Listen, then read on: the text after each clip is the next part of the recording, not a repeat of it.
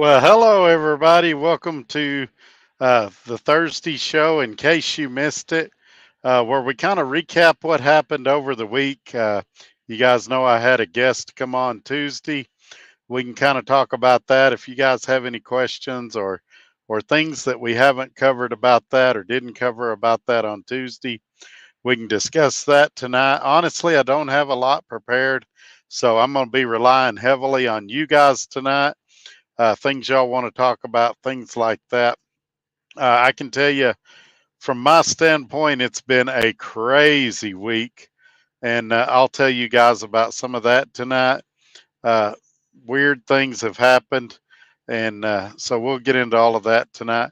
As always, in the ticker at the bottom of the screen, I've got the contact information if you need to contact me. If you want to get a truck like I did through Avery and those guys, his phone number's down there. And so also the website information is below my name on the left side of your screen. So feel free to look at all those things. While you're here, give me a thumbs up and make sure you're subscribed. That way you'll receive notifications when these videos come out. I'm trying to wait just a few minutes and let everybody get in here. I know I got the notification, but I don't know if all of you guys did as well. Let's look. Most of the comments I was able to get to before the show. Hello, Craig. He's saying good evening. And Gary Cook is in Washington, D.C. tonight. I'm over in Great Falls, Missouri. I'm not Missouri. Montana is where I'm at. Great Falls, Montana. See, the kind of week I'm having, I don't even know where I'm at. Don't know if I'm coming or going. Good evening, OTR Vic. Thanks for being here. So let me just tell you about today. And a lot of people ask where I've been running, things like that. We'll go into that since I started with this company. I'll kind of tell you where I've been and things like that. But this morning, I had a delivery and I didn't have another load after that, which is real unusual for me. And so I found one that I really wanted to do. Going up to Washington, and then I was going to be able to catch one down to Odessa, Texas. I've got some stuff coming in the mail that I need to pick up, and so I was trying to get a load that passed through the house where I could grab those things. It was going to be a great rate up to Washington State, and then it was going to be a mediocre rate going to Odessa, but it got me down there. Well, as I'm getting ready to call the broker, my phone that I use for broker calls goes kaput. And it has a warning message on it that says, I've ran out of data and I've got unlimited data, so that's not it. Or I haven't paid my bill. And I went back and looked and I paid my bill on the 16th. So I didn't have a past due balance and I wasn't out of data.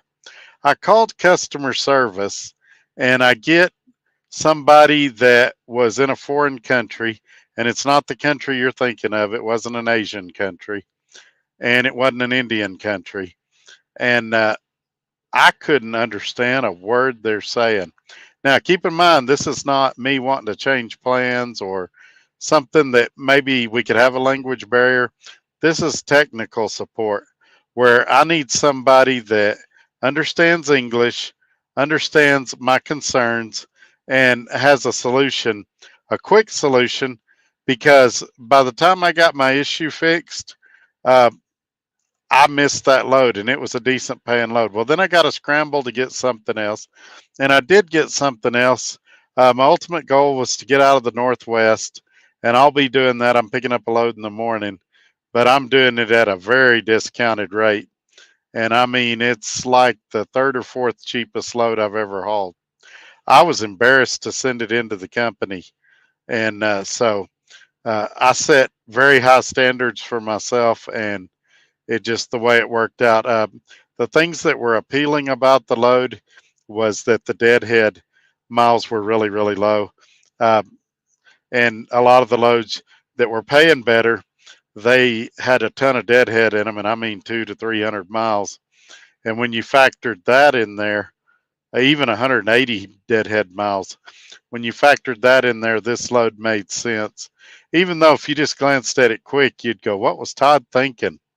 But anyway, this is my rant of the day. I wish these companies, especially customer service, I don't care if they're in a different country, but make sure they speak good English, because you're already frustrated when you call in. And then if you get somebody that doesn't even understand what your concern is, or you don't understand what their solution is, uh, it's really, really frustrating. But anyway, let's see. How Jazz YH. I'm not sure what that means.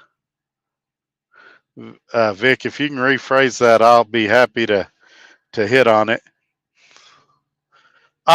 Okay. Here we go. How has the truck been holding up? Any issues? This is going to be the question that gets me in trouble. So the truck's been great. Hadn't had a lot of issues since we fixed it. I have had some trailer issues. It's a little frustrating. You guys know I did a video about the tire blowing out. Well, since then I've had an ABS light issue, and I know that's a DOT violation, but I'm up here where there's not a lot of shops to choose from where you can just whip in and get it done. I need a TA, a Petro, even a Love's that can do it. Some can, some can't. And it always seems like when I'm at a spot where I can do it, I don't have time on the load or something like that. I had a marker light up on the top of the trailer fall out, not go out, fell out. I've had a lot of issues like that. The trailer brakes are really, really touchy. I mean, and barely touch your brakes, and a lot of times they'll lock up, especially if you're empty. So honestly, I'm a big fan of the company I'm at. I'm not a big fan of this trailer. I know he likes this trailer a lot, and he's working on getting me a newer, nicer one. But he said it's about 2 months out, and I'm just trying to hang on for 2 months. But the source of my frustrations mechanically have mostly been the trailer at this point, knock on wood. APU's running great. It's on right now. And so I did notice something on the APU that's got me a little concerned. It looks like it might be in need of a service. It looks like it might have been a while since a service was done. And so that's something. I try to coincide those when I do my oil changes, but I may have to go ahead and get this one done.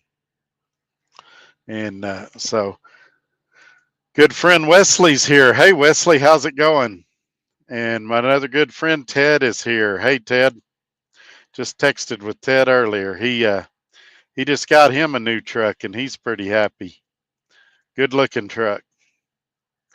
And so a lot of you been asking where I've been running, things like that. And while you guys know that it wouldn't be very wise of me to give customer names or exact locations, that'd be a good way to get myself in a lot of trouble. I can tell you generally where I've been. So when I left orientation, I picked up a load in Mississippi that went to West Virginia. From West Virginia, I picked up a load that went to Ohio. From Ohio, I picked up a load in Indiana that went to Iowa. Actually, it went to Dubuque, Iowa. I thought I was going to get a chance to go by. The light hit me funny, and now I look like a ghost. May have to shut my curtains here in a minute. But I thought I was going to get a chance to go by the place where I got my truck, and it didn't work out that I got to, but I was in Dubuque, Iowa, roughly a week after orientation. From there, I went from Iowa to Albuquerque. From Albuquerque, I went from Los Lunas, New Mexico to Roswell, New Mexico. Went to the house, spent the night, picked up some stuff there. I needed to pick up. My pre-pass came in the mail. I picked it up. And then I took a load out of Lubbock, a really good load. I enjoyed this load. Going to Colorado Springs, Colorado. And then from Colorado Springs, Colorado, I did a 2-stop load that picked up in Aurora, went to Missoula, Montana, and then Helena, Montana. And since then, I've been stuck in the Northwest. So from that load, I went to Great Falls, Montana, which is coincidentally where I happen to be again tonight. And it went to Kent, Washington. That load ended up canceling. I got a TONU on it because the broker couldn't get the correct pickup number.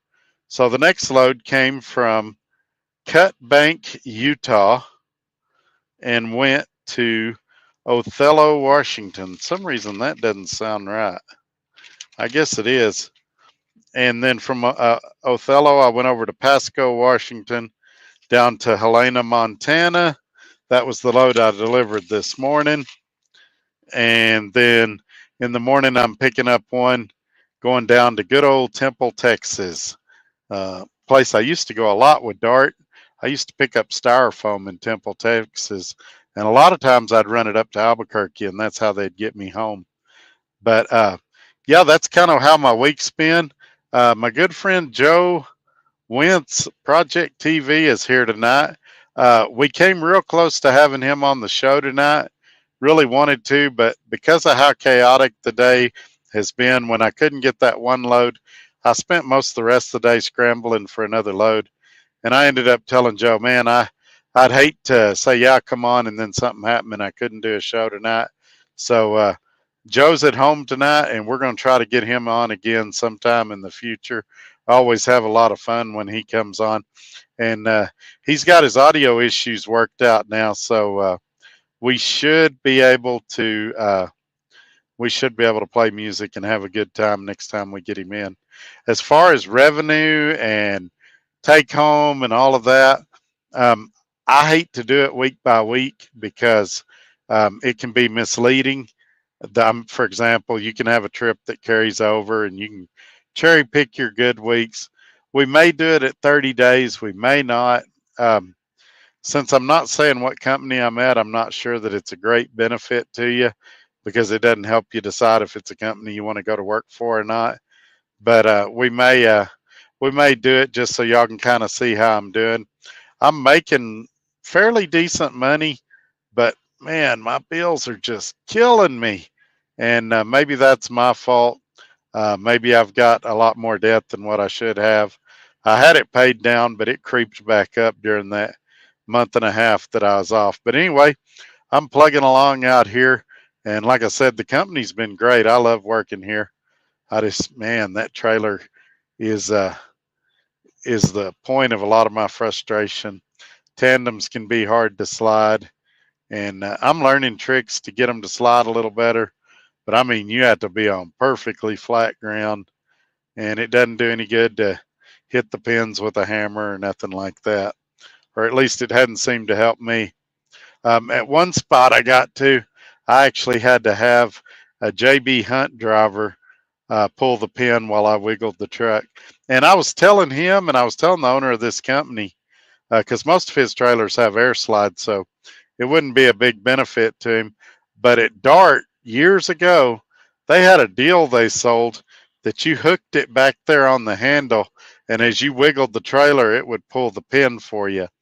It looked like a shock absorber, or like the shocks on like a lift gate of a car, only they were bigger around like the shocks on your truck. And it was amazing how well those things worked. And back then they were like $80. I'm sure they're $500 now, the way everything's gone up. But they sure made life a lot easier. And I can't remember the name of the company that sold them or what the name of the product was, or I'd probably try to get me one if I was keeping this trailer long term. But like I said, he's trying to get me out of it in the next month or two. I'm good. I took an excavator bucket to Fayetteville, Arkansas on Tuesday. That's cool, Wesley. Wesley is using a dually pickup and a flatbed trailer. He's doing hot shotting and seems to be pretty happy doing it. Oh boy, you would bring that up. My fuel economy has been terrible up here in the Northwest. I've been pulling heavy loads up and down these hills, and it's not been great at all. I would say most of the time 6.5 to 7.5, and that's part of why I got to get out of this area, even if I got to take a cheap rate to do it. Is I'm making decent rates, but the fuel economy is eating up a lot of the profit, and I did this to myself too. Like right now, I've got almost a full tank. I bought it where it was cheap at the time, uh, and so I'm strategically fueling. Next load should pay pretty good, even though it's a low paying load, just because it shouldn't have any fuel on it or very little fuel. Yes, sir, it can be.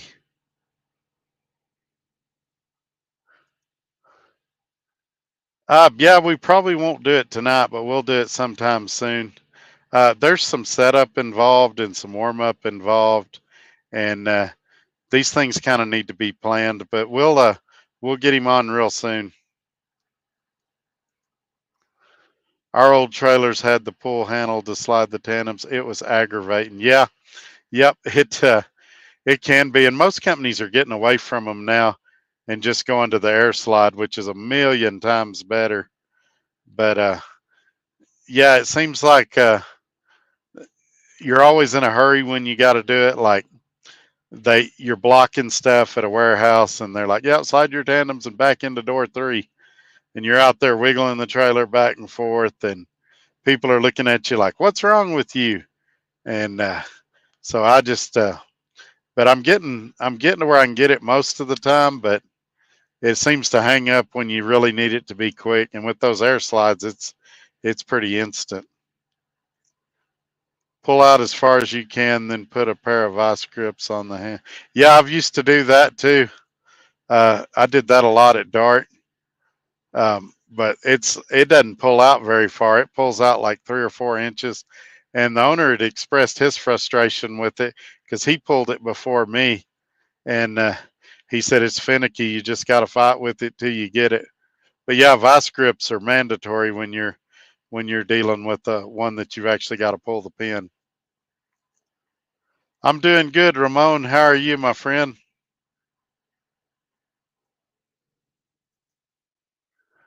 Oh, are you talking like a spread axle? Because in dry van, I don't know that I've ever seen a fixed trailer tandem, but I have seen some spread axle flatbeds and things like that.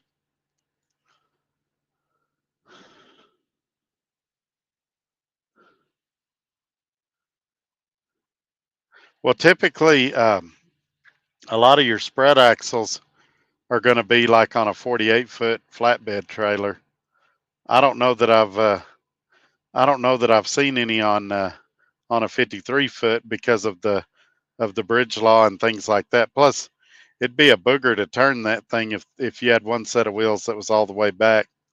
But like I said, I don't know everything, and I hadn't seen everything. There's probably some things out there that I'm not familiar with or aware of. So let's see. Am I going to be in Iowa sometime soon? That is a great question. I hadn't even looked, to be honest with you, but I can do that real quick while we're on the phone. I think I'm going to be a little bit west of Iowa. Let's see here.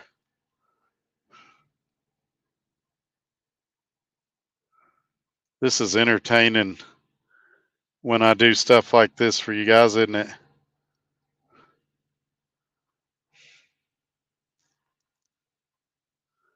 Let's see.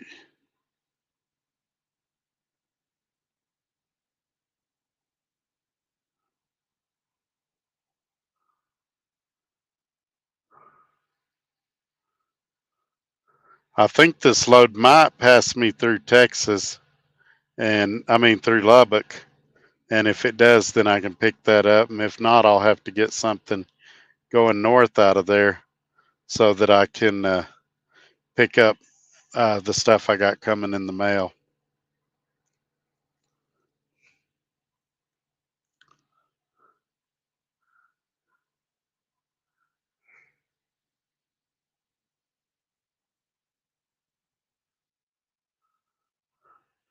So no, it doesn't look like I've got anything booked going through Iowa right now, but I may out of Lubbock. I don't know yet.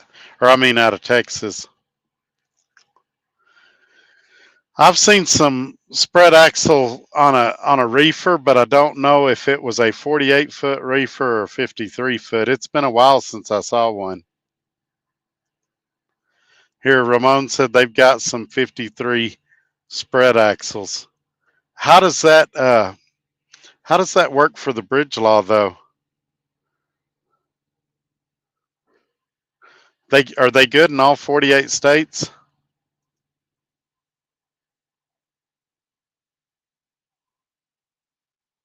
Ah, okay, that explains it. Levi cleared it up. They uh they both raise and lower. That would be great, but I would think the ability to do that would add a lot of weight to the trailer, and so it would kind of limit the loads you could haul. I would think maybe not, but I would think it would add quite a bit of weight.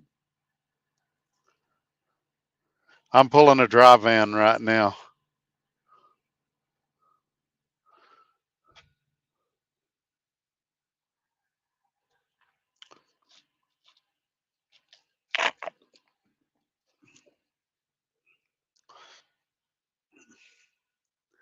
Let's see what else you guys got tonight. I didn't do a lot of preparation for tonight because I really didn't think I was going to be able to put a show together, but it worked out last minute. Everything come together where I could do one. So tonight's your night. If you got something you want to talk about, we can bring you on. Um, if Joe wants to come on and thinks he can get his music stuff ready, we can try to make that happen. I don't know how long it takes to set that up, and I don't want to put him on the spot. Again, Avery's number, if you want to get a truck like mine, is in the ticker, as well as my email is there, and the website's there. So check those things out, and we'll see what else we got going on in here tonight. Check my phone. Sometimes comments will go to the phone that doesn't go to the computer, and sometimes they'll go to the computer and not the phone.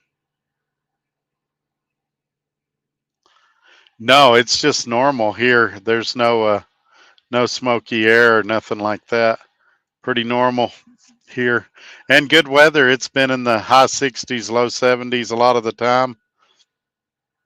I know in Lubbock, I was hearing it was 107, 108 the other day. Got really, really hot. A friend of mine earlier today, I think he's listening, but not in the chat, uh, had a tornado go right by him within a few hundred feet today. Almost blew his truck over. And I was on the phone with him when it happened, or about the time it happened. And so crazy stuff going on in the world right now. Why is it smoky in Baltimore? Is something going on over there? By the way, I did hear that I-95, that bridge up in, I believe it was in Pennsylvania, they've got it reopened. But that was a few days ago. I also wanted to talk about 4th of July weekend, which they, when they're doing statistics and stuff, AAA and them, they start with Friday and they go through Tuesday, since Tuesday's the 4th. They're saying 43.2 million people are supposed to be traveling.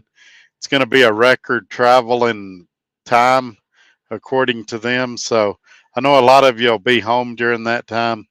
We'll still try to do a Tuesday show if I can, but if you're out working, just be extra careful. You guys know, seems like the drivers have got a lot worse, and there's going to be a lot more of them on the road. They're going to be running late for wherever they're going and weaving in and out of traffic and doing all the stupid stuff you'd expect, and even a few things you wouldn't expect. So just be careful out there, and make it home to your family when you get there. Don't have an accident.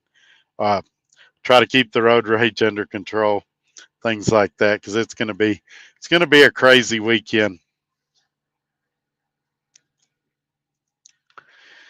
Yeah, me too. And I never thought I'd say that, but when I was in Washington, there was some decent paying stuff coming out of Oregon, and the company I work for, he doesn't want us going to Oregon or California. And even there was some good loads going into California, and I've always been able to get some good ones out. But if the worst thing that ever happens to me in my life is that I can't go to Oregon or California, I'll be okay. But man, sometimes you think, man, I'd like to go there, and it may just be a grass is greener on the other side of the fence type thing. If I had the ability to go there, I'd be like, man, I hate coming here. So there you go. Canada wildfires. I've been so out of the news lately that I really don't know what's going on in the world. I really need to get more. You guys know back in the early days of the channel, I had a lot of news on here, and I would read a news story and talk about it and give my opinion. And I've just got so busy, I don't do that anymore. But I really need to get back to that. A lot of y'all have said that you missed that, you want to see more of that, and so hopefully I can bring that back soon. I looked today. I stopped here for the night, went in, got a shower, and I looked online for something news related to really talk about, and nothing really sparked my interest. But I need to look a little closer. I mean, Yellow is all over the news, but all of y'all know what's going on with Yellow. They're having financial problems. They're trying to sue the union, and so it doesn't make sense to talk about something that's already widespread and everybody knows about. Hey, Joe Bananas is here. Yeah, I've been there many times. I don't like going there because it's paid parking, but I've been there many times. Let's see what else y'all got.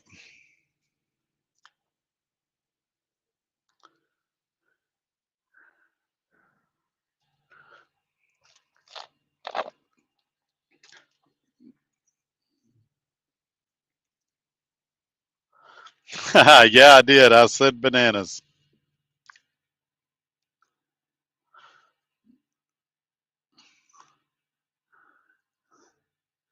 Oh, Tim's easily entertained.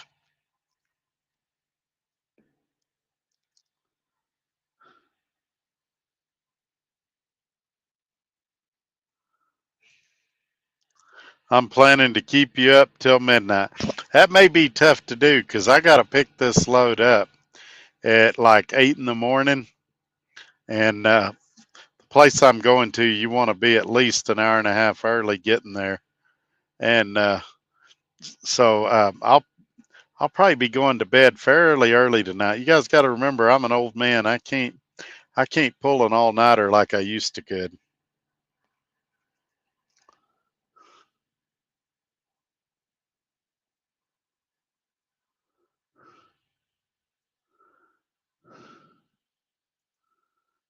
I hated those old style pull rods in order to slide. Yeah, I don't think anybody likes them. And the older the trailer, the worse they get. Nope, not yet, Terry. Yeah, that's one of the things that led to my demise at Dart. So I had the guy that backed into my truck, and we had ordered a hood mirror for my truck, and my trailer tandems wouldn't slide. So Dart said, bring it to Lancaster, and we'll fix these things. If it wouldn't have been for the trailer, I'd have took it to Lubbock to my body shop and got it fixed.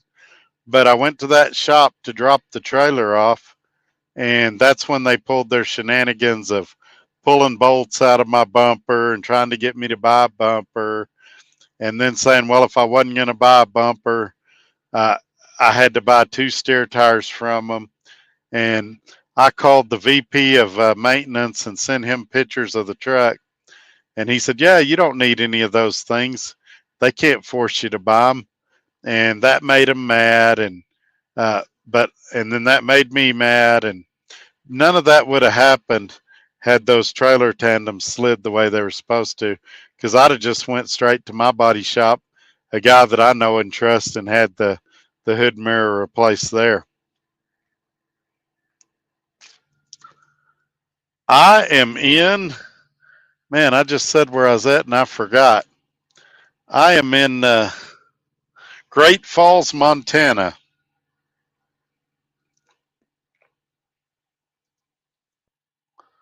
I'm in the dock to be unloaded at 6 a.m. I got to do a bunch of stuff from the checklist tonight. You know what I mean for you. Know who at where you know. Oh, yeah, yeah. Yeah, I know what you got to do. But he'll understand. Skip that stuff till tomorrow. Tell him he's watching Trucker Todd. He'll understand. And tell him, shame on him for him not watching Trucker Todd. I love Montana too, but I've been up here about a week now and I'm ready to see different scenery.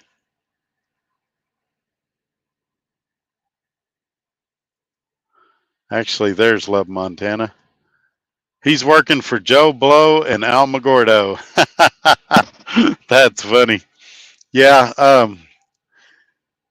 Joe Blow and Almagordo. I've been calling it ABC Trucking just for now. Um, but you guys know that um, several of you have spotted me in truck stops. It's just a matter of time before it gets out. And I may tell you where it is in 2 or 3 months, but not yet. Picked up a trailer at Kraft and Hazlitt, hooked up my airlines and heard a leak. Someone had stolen the air slide control.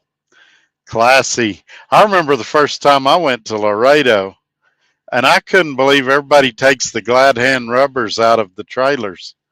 And they said, well, that's because they get to Mexico and they don't have any down there.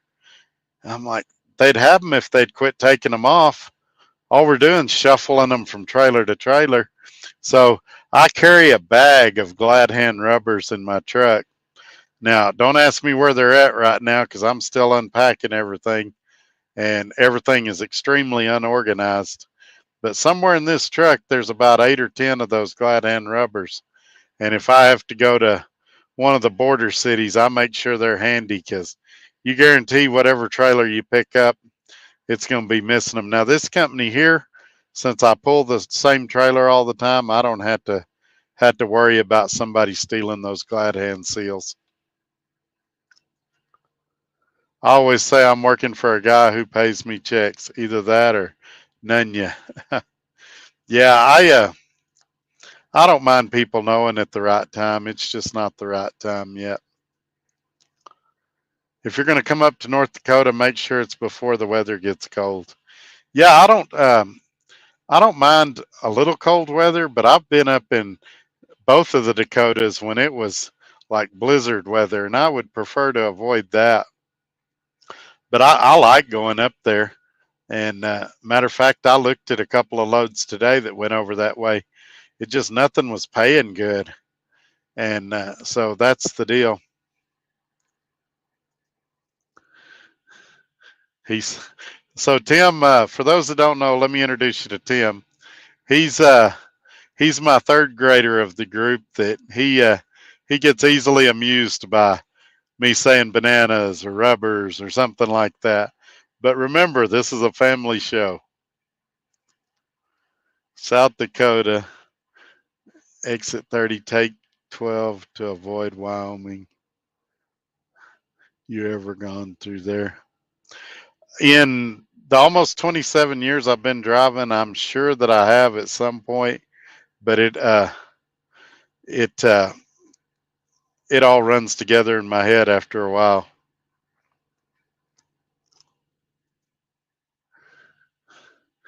Yeah, no kidding. If she found something like that in here, I would be in trouble. Go to Alaska. I would like to. This company doesn't want us leaving the 48 or the 46. Doesn't want us in California, Oregon, or leaving the other 46 states. Yeah, it is. It sure is, Tim. But it's pretty country. The people are nice up there. It's not a bad place to be. Elvis is in the building. Hello, Elvis. Glad you could make it in. I think we all agree with Tim. The weather's bad up there from September to May, and even sometimes from May to September. I think it has its moments.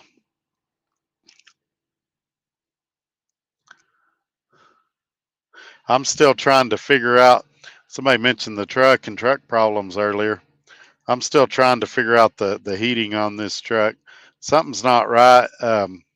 The thing is, on an APU, you can set it up where the heat blows from the APU unit, or you can set it up where it blows through the Wabasco heater, and then the APU just comes on when it needs to charge the batteries, which is the preferred method that I like.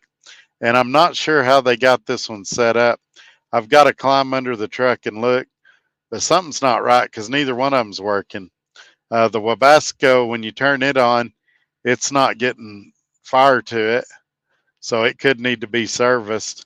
And the APU, when you turn it on for heat, it just blows regular fan air. So it looks like a hose was cut under there at some point. I could see that from just looking, but I really need to climb under there and figure out exactly what they did and make one of them work, because we're coming into the time of year where I probably won't need heat in the bunk very often, but as soon as I need it, I want it to be there. But then again, I went through an ice storm in northern New Mexico years back in April, so south can be a mess as well. Yeah, I would say the south is actually worse because in the Dakotas, if they have a bad storm, they've got the equipment and the manpower to deal with it. If you have a bad storm in northern Texas, northern New Mexico, northern Arkansas, it takes them a lot longer to clean it up because they just don't have the manpower or the equipment.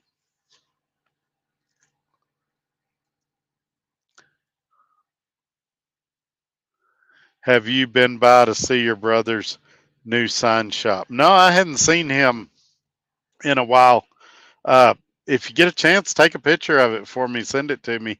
I'd like to see it. I'll message my brother too and see if he'll send me a picture. Did you ever go by and meet him? I'd rather deal with weather than constant traffic, such as Atlanta, Boston, etc. Yeah, they both present their challenges for sure. Weather puts people in check real quick. It either puts them in check or in the ditch, one of the two. I was telling somebody on the phone today, I don't worry about ice and snow that much. I can drive through that stuff and I know when to stop. But I do worry about people being overconfident and sliding into me. And you guys know I've got a jacked up four-wheel drive, so I'm not talking against guys that have jacked up four-wheel drives, but I am talking about the guys that have them and think just because they got one and four-wheel drive, they can do 80 on the highway. And then somebody pulls out in front of them, or they come up on a slow vehicle and they go to hit their brakes and they lose it.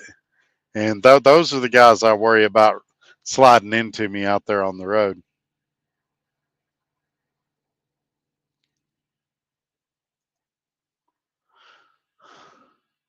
Let's give the funny looking guy a thumbs up. But then again, if you look at my pic, you may have to. See, I already had a rhetorical comeback. I was going to say, that's right. Even though it's my channel, let's all give Tim a thumbs up.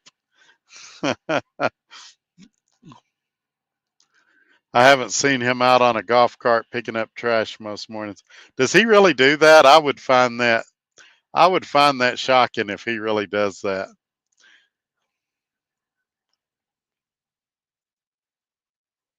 But if you see him, stop and tell him that you're a friend of mine, that I said hi, all that good stuff.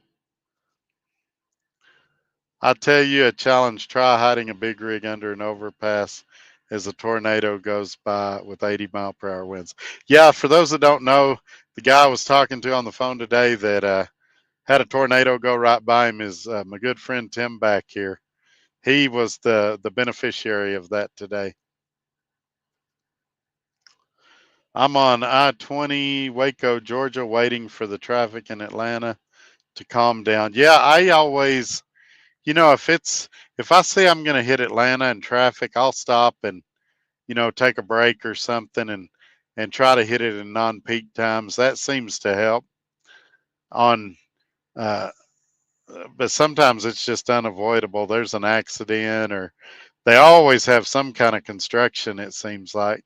Them in Houston, I swear they just do construction on top of construction. Good evening, Michael. Thanks for being here.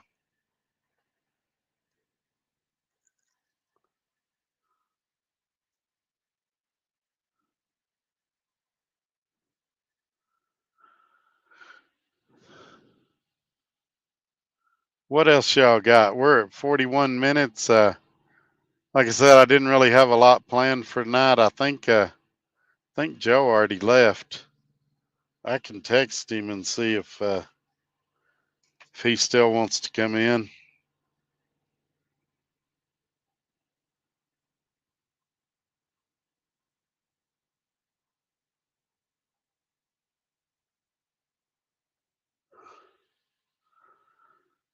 All right, let's see here.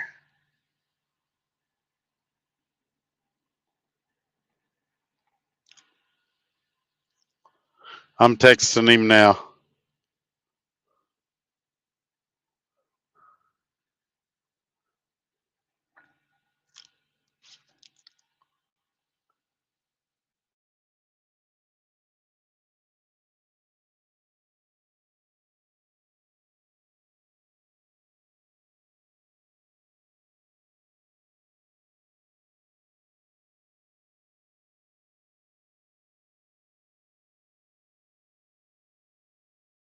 Chat is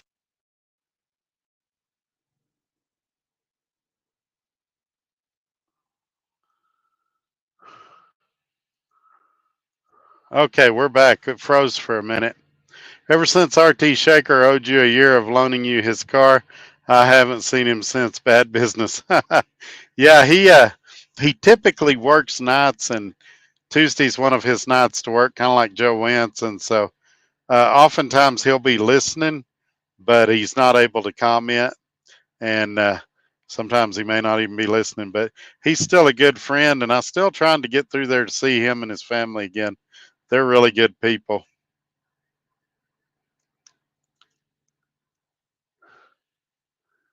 Yeah, I probably shouldn't comment on that. I'll talk to you about that later if you're curious. Um, so it was pretty expensive in Washington, but I didn't actually get all the way over on the coast. Um, I think yesterday I filled up in Montana for 3.74 a gallon with my discount, and there was some places in Washington State that was 4.40, 4.70 a gallon.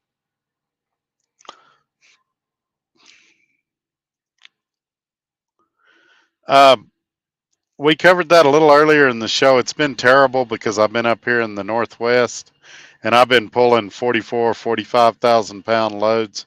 So it's been in the 6.5 to 7.5 range. So I've got a load tomorrow morning going out down to Texas, and I expect the fuel economy to start climbing. Because I've been running back and forth, I've been able to strategically buy fuel, and so I've been getting some decent prices. I've got basically a full tank right now. It's about an eighth of a tank off, so I guess 7/8 of a tank. So my next load I should do really good on because I'll probably only have to buy like 50 gallons of fuel. Yeah, I'm sure it'll come up, Tim. We'll talk again soon.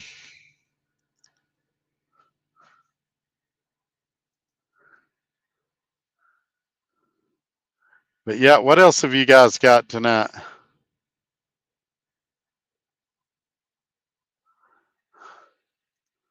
All right, Tim, have a great night. Good luck on the checklist.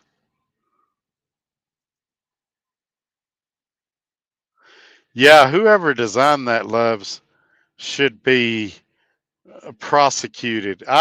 Here's the thing I don't understand about Loves specifically. They know in some of these locations when they build a truck stop that it's going to be busy. And Tacoma, Washington, they know it's going to be busy, and they build these little bitty parking lots that are half the size they need to be.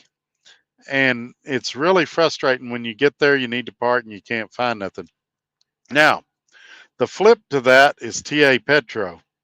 They build these enormous parking lots and then make half of them paid. And I wrestle with that because the free enterprise in me goes, well, it's their business. They can monetize it any way they want to.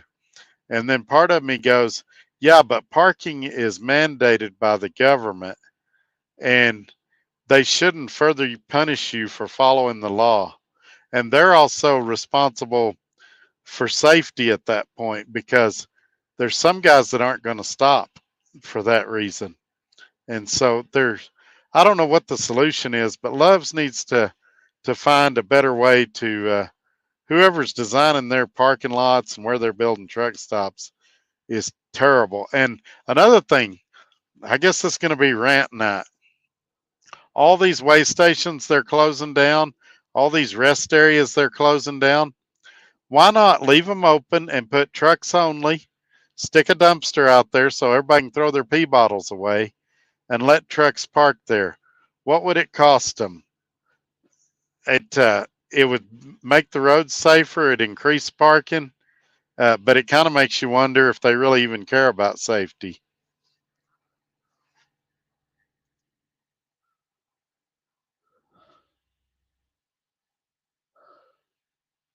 Yeah, it does. It sure does. Yeah, exactly. And it's just not a good place. And they knew when they built it, they needed a spot with 400 or 500 spots. Now, they'll probably tell you that that's all the city would allow them or something else. Well, then build it outside the city. Build it 10 miles outside the city and have some parking. Because you show up there with a delivery the next morning and there's nowhere to park. You can't park. Like some cities, there's parking on the street in front of the warehouse. There, everywhere you go, it's no truck parking, no truck parking. Trucks not allowed. And man, I avoided. There was a load today I looked at that went to the Tacoma area and paid pretty decent, and I avoided it for that reason. I was like, nope, I don't want the headache of the parking there. So then you got guys that park in the fuel island. So heaven forbid you get in that area and you need fuel, and you go try to go get fuel at that Loves, and some guy's inside taking a shower, and another guy's eating, and you're in fuel island for 30 minutes. That Loves used to be a Broadway Flying J, and it is also built next to Indian Land. Yeah, I remember when it was a Flying J, and there's a tire shop that's kind of catty cornered from there. And I used to go park at the tire shop and walk to the Loves, and now they've got that set up where you can't do that no more. I bet Pete Buttigieg has never even been to a truck stop. I'm on my way to Tacoma for the 4th. Oh boy, Ian. Is that home or why? Is it just a load taking you there? Now, Tacoma on the 4th might be a lot of fun. If you could find parking, you might have to go to a hotel or something, but if you could spend the weekend there, you might have a good old time. I used to hate TA Petro. I never understood making two buildings at a truck stop. Yeah, they do some weird stuff. The old TAs used to have like hotels on the top floor, and if you go to their building, you'll see the older buildings. The upstairs where the showers are now, they used to be like little hotel rooms you could rent, and they were pretty cool. And before BP bought TA Petro, there was a guy that called me, and pretty knowledgeable guy. He was telling me they were going to get rid of the Country Pride restaurants and put little sleep rooms in there that drivers could rent to sleep if they wanted to get out of their trucks, almost like a hotel room. But since BP bought them out, I don't think that's happening now. Probably going to be a lot of fast food in there, which is really healthy and what all us truck drivers need. more greasy, fried, unhealthy food. I think the truckers need to send the transportation secretary emails about parking. Well, it'd be good, but he already knows. They've talked about it in Congress and everything else, and Buttigieg just went there and talked to him. It's it's something they're looking at, but it's not. I don't think it's a top priority to them. And again, they always look for the most complicated, expensive ways to do anything. All they got to do is move those big concrete barriers that are blocking the rest areas they've closed and the way stations they've closed, and let trucks park in there. Send, one of the mowers that mow the ditches through there twice a month to mow it down, put a dumpster in there, have a trash truck come through there once a week and empty it, and there's your truck parking.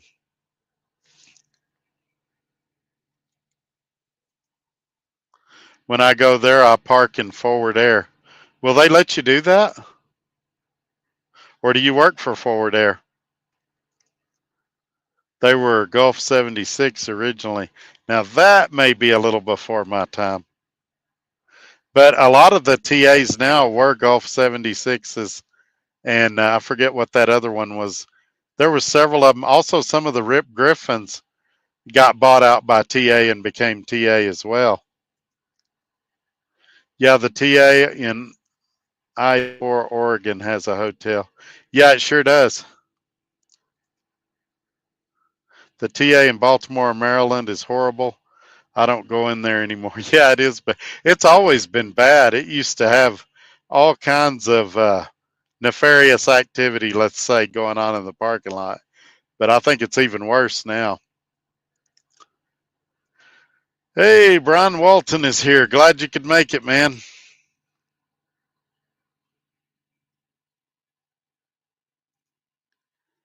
I'm local, but some guys that have a CDL definitely shouldn't have one. Yeah, you know, it's gone down. My uncle, that was a truck driver, he used to dress up like he was going to church. He took it like a professional job. And now I can look out my window. I see guys in flip flops. I see guys, wearing pajamas, and they just don't take it seriously. And I think some things have got better. I've seen guys that are more helpful. I've seen a few guys spotting guys while they back into parking places. And I think certain parts of trucking have got better, but there's definitely um, different classes of truck drivers out here. And I'm not referring to race. There's good and bad in every race, but just definitely, and I'm not even doing an age deal, although I would say it seems like the older a driver gets, the more mature they get. Maybe there's some, 22, 23-year olds that are mature and professional and take their job seriously, but there's sure a lot that don't. They know me, my company hauls for them. Oh, that's awesome. Next time I'm up that way, I'll see if you can pull some strings and get me some parking in there. Got a load taking me there. Love Seattle area, just the parking sucks. Yeah, the thing about Seattle that I've noticed the last few times I've gone through there is, and I guess it's the whole West Coast, homeless is overwhelmingly bad there. They're all in the ditches. You see the camps, and it just seems like there's a lot of suffering and misery there right now. There are only 3 off of the old Rip Griffin left. Yeah, I don't doubt it. I actually met Mr. Rip Griffin once. He lives in Lubbock, and he come into a convenience store I worked at one time and chewed me out and left. So I've actually met Mr. Rip Griffin. I don't even know if he's still alive now. He has a son named Lonnie though that's a really nice guy. It's Baltimore. Why would you go there to begin with? Exactly. The whole Northeast, try to avoid it. The rates are decent usually, but the tolls and the parking and the fuel just make it not worth it. I'm coming back truck driving. I asked my bud all those questions, and everything seems to be on the upside. Well, good deal.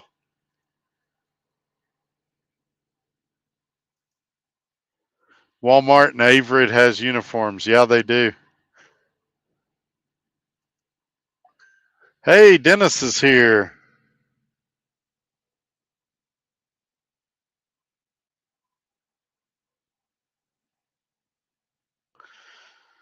Okay, so Joe Wentz just texted me back. He's not going to be able to come on. He's set up to go live in about 30 minutes, so he can't do it tonight. But maybe some other time we'll get him on.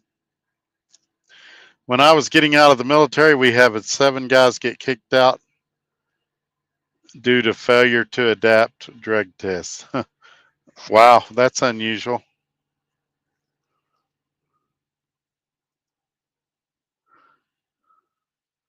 Yeah, what's the reason for that? Is it construction or a bad accident? Yes, sir. Buckhorn was good. Are there no buckhorns left?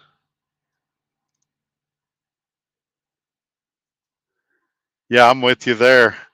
Uh, and what's bad? This is something I wish they'd change on ELDs. Like, I like my ELD, but there needs to be some flexibility as far as on the 14-hour or the 11-hour. If you get somewhere and it takes you an extra 5 minutes to park or something, some companies will blow up and make a big deal because you went 5 minutes over your 11 hours, or some DOT will flip out about it. And it's not like you were, trying to drive tired, or, you're this felon trying to skate all the rules of law, but they want to overreact on this stuff. There ought to be a modicum of common sense applied there.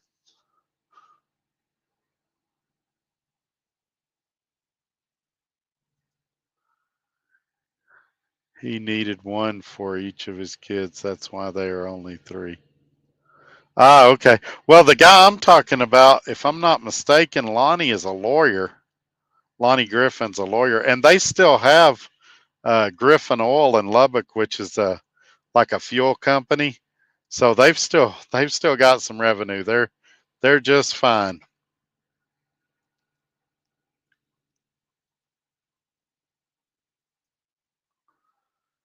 You was right around 26, 27 at my low side of 55 cents a mile. Ah, so you was able to verify what I told you. That's cool. Yeah, yeah, and Tom Bell does some really cool videos. He's got a drone, and I've been watching some of his stuff. And he'll put a drone up in the air over a truck stop, and you can watch all the trucks pull in and park. And it's some really interesting stuff. But that makes you wonder, though, if we've really got a trucking shortage like they've been trying to convince us, what are they going to do when we get all the trucks we need out here? And those of you that seen the Tuesday night show, he said we've actually got too many trucks out here, and that some more trucking companies would need to go under for trucking rates to come back up. So um, the economy may take care of the trucking problem some, but it's just more proof that this trucking shortage they keep talking about is bogus. Both. Daryl, did I miss one of your comments, Daryl? If I did, I didn't see it. Like I said, I got to go check my phone too because it comes up. Sometimes it comes up on one and not the other.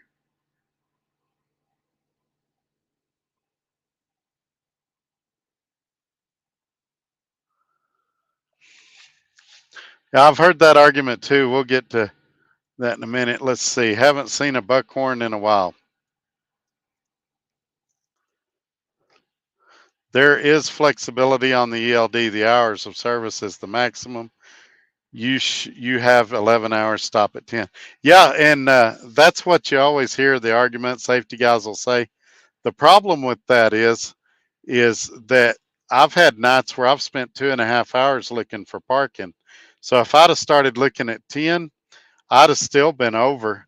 And so, yeah, but same thing. If you're going to do that, if you're going to say, all right, 10 hours, then make that the law. Say, all right, you can drive 10 hours a day, but up to 2 times a week. If you need to go to 11 to find parking or something, you can do it. I'm not disagreeing with the hours or even what you're saying, but I'm saying that they can 5 minutes of flexibility or even 15 minutes of flexibility wouldn't make the public any less safe, and it would stop a lot of, it'd probably make the public more safe, because I saw a committee hearing within the last 2 weeks. I don't remember when it was, and they said that the safety has actually got worse since ELDs because guys are speeding the last 30 minutes of their shift trying to get to parking.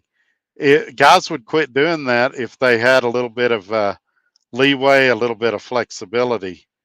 But as long as we keep saying, no, this is great, keep tightening the noose on us, then they're gonna go as far as we want them to, and then a little further. I'm just saying 15 to 30 minutes of flexibility 1 or 2 days a week would make the roads a lot safer, and it wouldn't hurt anything.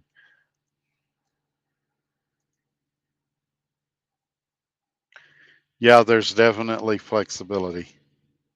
They pay for all medical insurance. Oh, well, that's good. Good evening, high pressure. Rates are up. The broker is pocketing the funds. Well, maybe, maybe not. I got a broker to basically confess the other day that they try to make 30% on a load, and they've got some overhead. We could debate if that's a fair amount or not a fair amount, but they there's got to be it's going to have to come up. I mean, there's loads, and I thought about doing that tonight, just like I read you all the loads I've done. I thought about just going to a random board, not telling you what one it was, and telling you what the rates are in the area I'm in. And you would see it's insane. Most guys, it costs them like $1.10, $1.15 a mile to operate their truck. And if the load's only paying $1.23 a mile, they're making 8 cents a mile to drive the truck. And there's guys taking those loads, which is insane. And you got to think, like me, for example, to make what I was making at Swift per mile, I got to get about 210 a mile here because I'm doing an 80-20 split. And when he takes out his 20%, that puts me right about where I was at Swift. So anything that I would announce off the load board that's less than 210 a mile is I'm taking a pay cut from what I was doing before. Now I've been doing good lately. I've been getting some good stuff, 250 to slightly over $3 a mile, but I'm spending hours looking for that stuff. And you got to keep refreshing the load boards, and you got to be quick draw and read quickly, and it's definitely challenging. And a lot of guys get frustrated by it, but I enjoy it.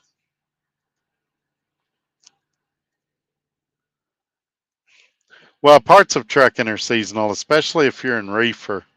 And it's the fortunate thing is that it's seasonal and regional. So one region might slow down, but another region will pick up. Like they were saying Tuesday night, Dallas is really hot right now.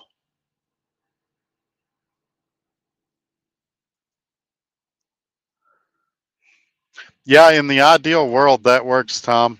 Again, this may be one of those subjects we have to agree to disagree on.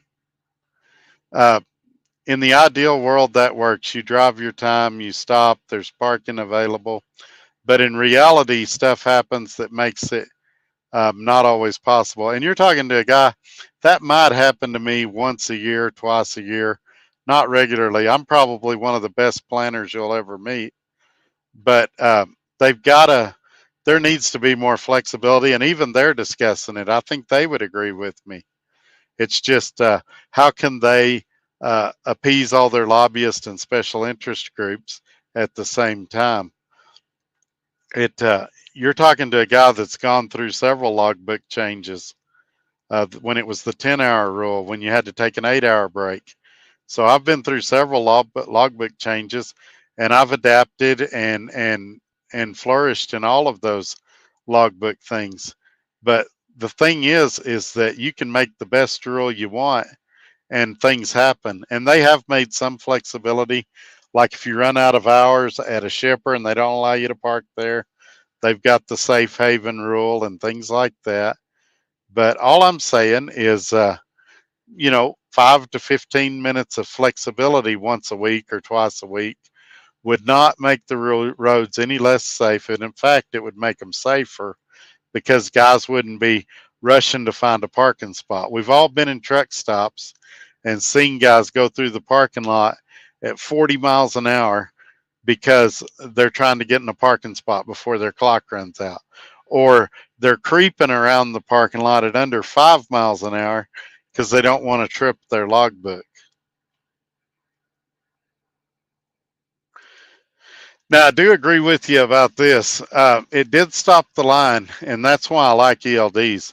Before, your dispatcher used to call you and pressure you into doing illegal stuff instead of just rescheduling the load. Now they can't do that anymore. So I definitely like ELDs. I just, look, they're never going to be perfect. And I'm always going to have an idea of how we can improve them, how we can make them better. And right now, that's my idea. They're saying that the roads are more dangerous because guys are having trouble finding parking in the time. And I'm saying that the way you fix that is you say, all right, 1 day a week or 2 days a week, you've got 15 minutes of flexibility if you need it. And that fixes it.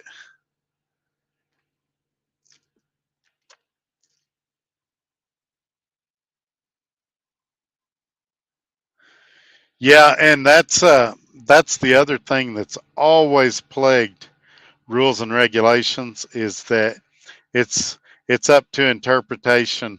One DOT officer can interpret it one way, another guy can interpret it another way. They've even got a book of interpretations, and it seems like this another thing. It seems like older DOT officers are more understanding and forgiving than the new ones fresh out of school. That's another thing.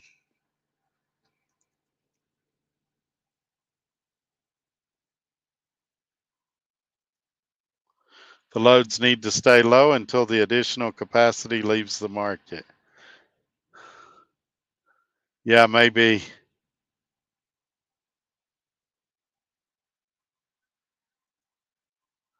You're a veteran trucker. How, as a newbie, am I legally? Well, I'm not saying that I do find parking too. What I'm saying is sometime in a 12-month period, you're going to have a situation where you're 3 minutes over your logbook or you're 5 minutes over your logbook.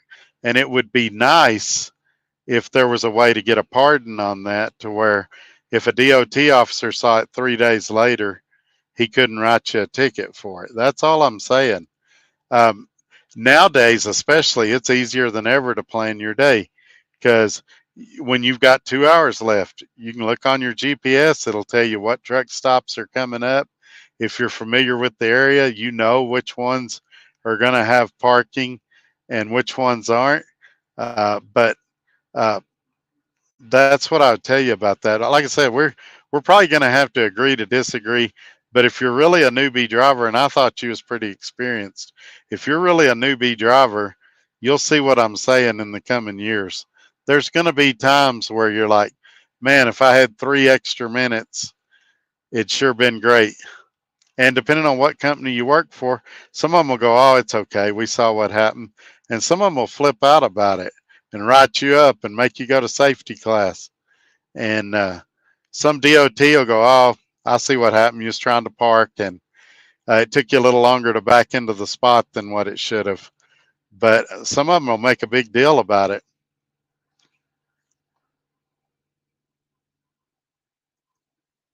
They park on the shoulder, taking 30-minute break better than the fuel island, I guess. Yeah, I don't like the shoulder either. That's really dangerous. I saw a story this morning where A guy had stolen a police car, and while he was trying to get away, had ran into a truck that was parked on the shoulder of the road.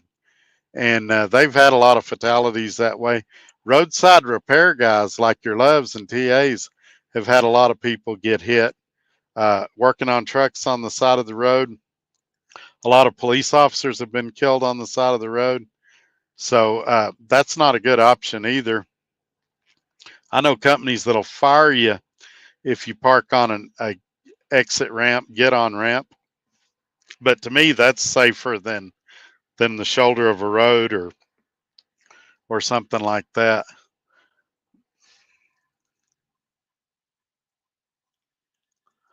Oh, I bet Texas was hot yesterday. Man, in 2014, Forward Air was paying 250 a mile, was running 650 miles a week team driving. There you go. Or 6K a week. There you go. That's and now if you get a 250 a mile load, it's considered good paying, especially solo. And I realize there's other channels saying you can get $10,000 a week revenue as a solo. Um, you probably can as a team because team rates pay a little more. That's why every company out there is looking for teams. You might have weeks where you do 10,000 gross as a solo, but I don't believe in this economy in this market right now that you'll do as a solo driver 10,000 miles gross week in, week out in a dry van. As soon as I say that, somebody will say, "No, Todd, you're wrong," and they'll have settlements. But I'm talking about for the average person, I think that's going to be tough to do as a solo in this market, week in and week out. You're correct, Todd. Dallas was hot today when I unloaded there. Yep, and I headed that way. Well, that's the argument they would make, and I would disagree. As I said, it'll happen to you once or twice a year. So, obviously, if it's happening multiple times a week, a person's not planning or, doing what they need to do, doing their due diligence. But, I mean, there's an easy way to prove me wrong. All they got to do is make a law that says once a week we'll give you an extra 15 minutes, call it a special circumstance or whatever, or we don't write a ticket on the first one, or however they want to do it. And if a guy's doing it more than that, they can always go after him. Again, I don't think I'm going to change your mind on this. I don't know how long you've been driving. You said that you're a new driver, but I thought you'd been out here a few years. But we'll see. Again, the reason I think you might be kind of new is you kind of have an idealistic viewpoint of the world, and everything doesn't always go.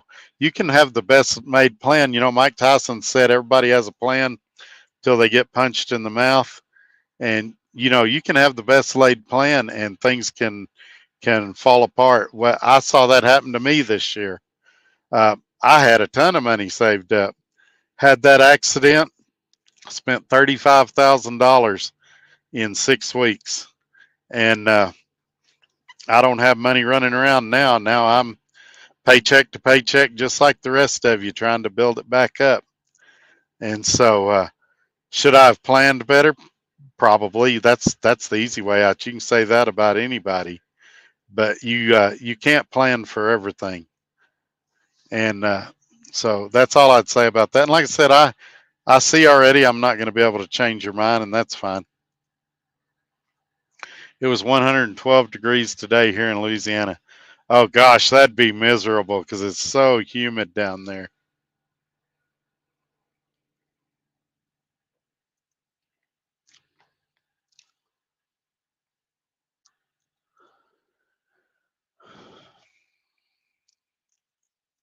Okay, midlife, we're done talking about this. I've tried to be nice to you.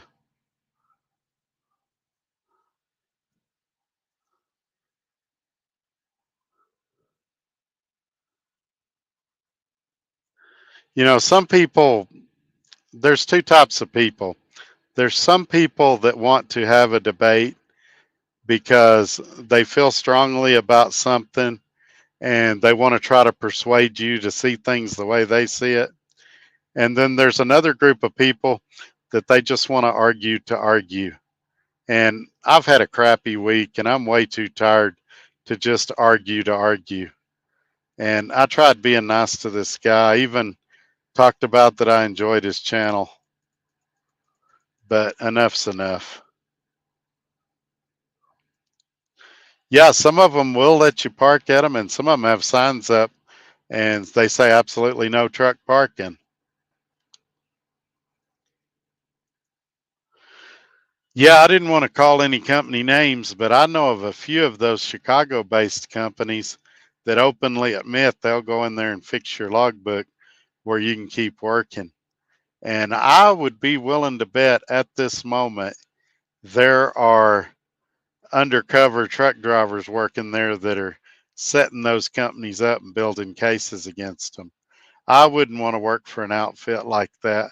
The guy I work for, he wants you to do it completely legal, and he wouldn't put up with a lot of hocus pocus because that's his company and that's his DOT number, and he don't want you ruining his company.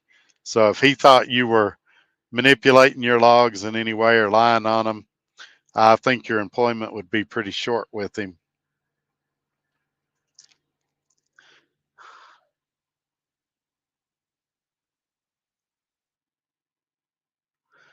Well, there's an idea. Another thing, the I wish the 30-minute break went away. And I'm going to be weird about this. I actually like the 30-minute break, but there's times when, I'm 30 minutes away from the place I've got to get to, but I've got to take a 30-minute break to get the hours to get there. And sitting for 30 minutes when I'm only 30 minutes away from where I'm going makes you more tired than if you just drove it out.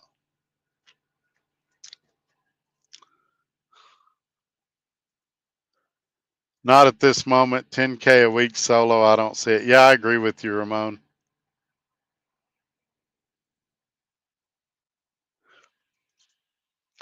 Okay, this is a fair one. We'll talk about this. Adverse conditions.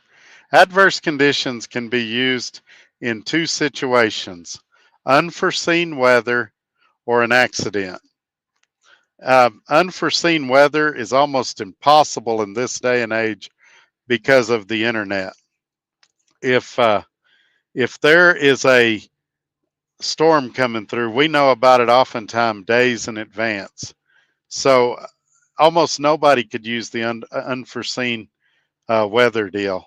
Now, accidents could happen, but you better notate your logs with the time, the date, the milepost where it happened, how long you was there, and things like that in case you're ever questions.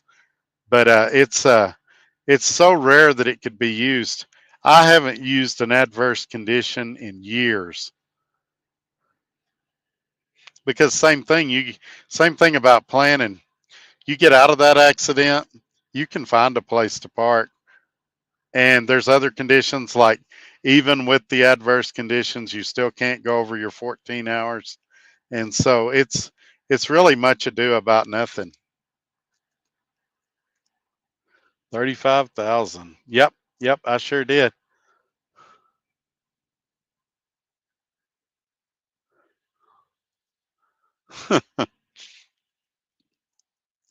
No, Todd, you're correct. It was hard to make 6,000 gross before that. 9,000 to 13, not anymore. Yep. Yeah, and I was out here doing the spot market when the rates went up and we were all making almost every load was over $3 a mile. And I was making a killing out here. Yeah, I really offended him with the logbook thing, and I didn't mean to do that. I don't know that he's a troll, but he definitely took issue with what I was saying. But I do like his channel. I don't know what his beef is with me. I think most guys out here would like some flexibility. It's like all right, you plan to do 600 miles every day, but you go to pick up your load, and if you're held up there 6 hours, that kind of screws up your plan a little bit. What you got to hope then is that you can stay there for that 7th hour and do a 7-3 split if your company allows you to do that, or you've got to alter your plans.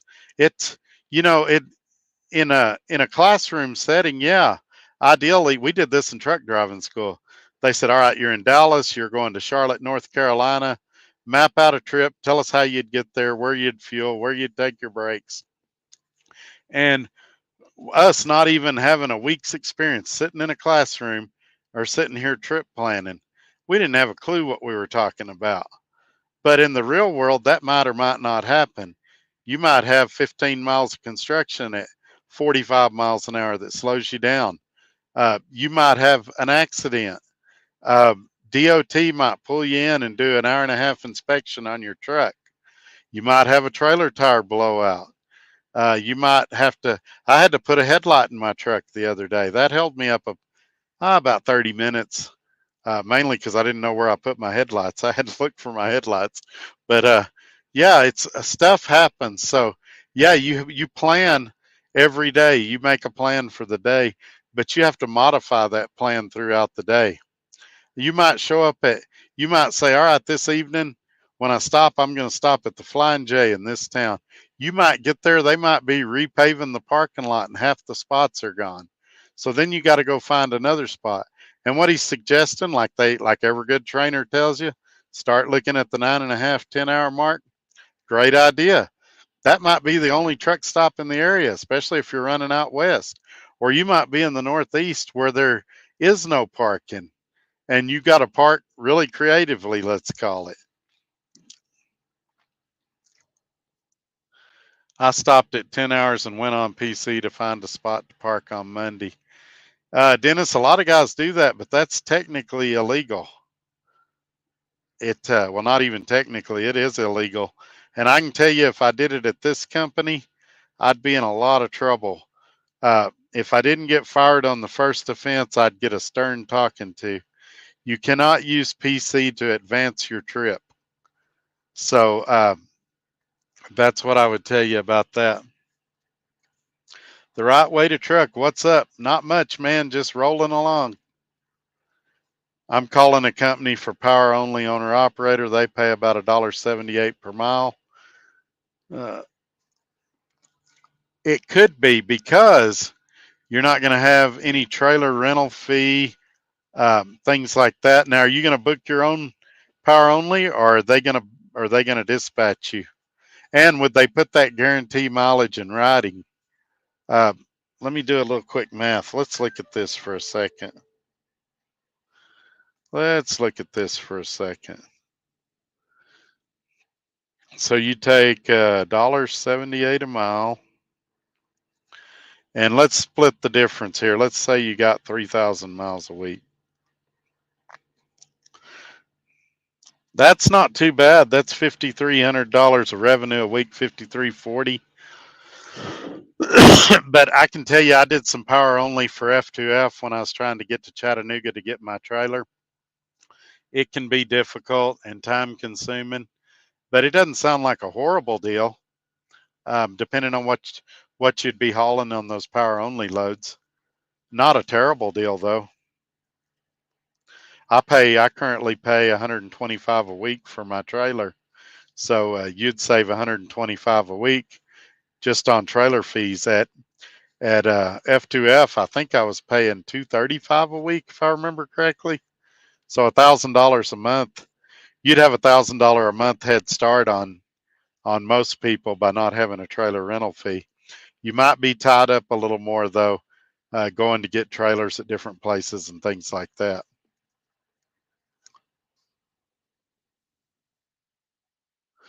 Exactly. There's some companies that don't turn on PC, and that's at the discretion of the company. Some companies limit how many miles you can use it or how much time you can use it. I had a company that called me about wanting me to talk about them or bring them on the show. They only gave you, I think it was 45 minutes of PC. Hey, William, thanks for being here, man.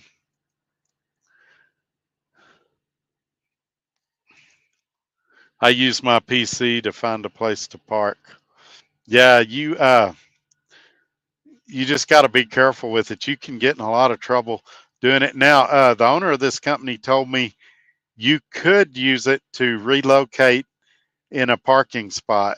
And so if you're at the back of the truck stop, you're going in to take a shower, he said you could use PC to relocate to a closer parking spot within that parking lot. I had never heard that before, and I didn't know enough to argue with him or agree with him, either one. It's not something I would do. I park at the back a lot of times just because I want to get out and stretch my legs and get some exercise in. So I typically would walk that anyway. But I guess if you're at Iowa 80 or a super huge parking lot, the giant truck stop in Jamestown, New Mexico, maybe it'd make sense to PC a little closer. Nope, I left Swift. I think it was May 10th, something like that. Sometime back in May, I believe. I had my own truck, had a Volvo, and it was sitting in storage. I wanted to put it to work. I went on the spot market with F2F, had an accident, totaled that truck, used the insurance money, bought another truck, and now I'm with a small outfit running the spot market, having the time of my life.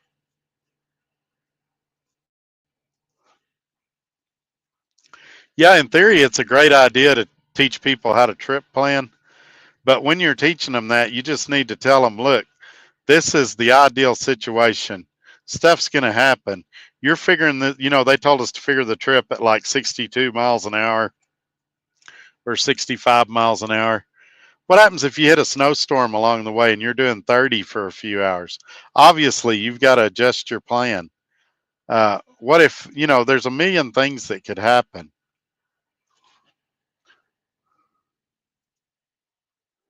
2021 was running reefer 50-50 with the owner of the truck.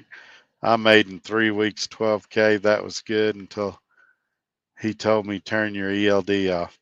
Yeah, and then if you'd have got caught, he'd have been like, well, I don't know why Ramon turned his ELD off. I would never tell a guy to do that. And you'd be going downtown and he'd just put another driver in the truck and keep on going.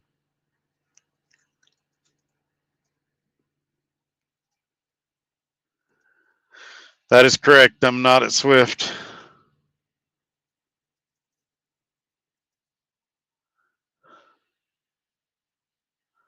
Dispatch and that $1.78 is included fuel surcharge. I kind of figured it had the fuel surcharge wrapped up in it. The problem is, and you got to keep this in mind too, the fuel surcharge is going to change weekly. And so that might be your rate this week, but if fuel prices drop drastically, and I don't think they're going to, if anything, I think they're probably going to go up a little, that rate could change. But you'd want to do, anytime you're in a mileage contract like that, you would want to do like I did at Swift. You'd want to maximize your fuel economy, drive slow whenever you could, hold your idling down, because that's really, in a mileage contract, that's really the only thing you can control is your fuel expenditures.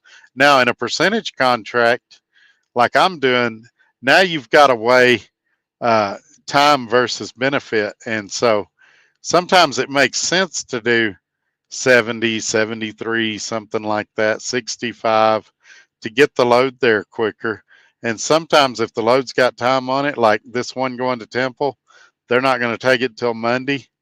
It doesn't make sense to rush down there unless I'm going to try to squeeze a 34 in before Monday, which would be unlikely. So I may try to run by the house, and I may just go slow and squeak it in there at the last minute to save fuel. I hadn't completely decided yet. A lot of it'll depend how long it takes me to get loaded tomorrow. Did not know that. Let's see.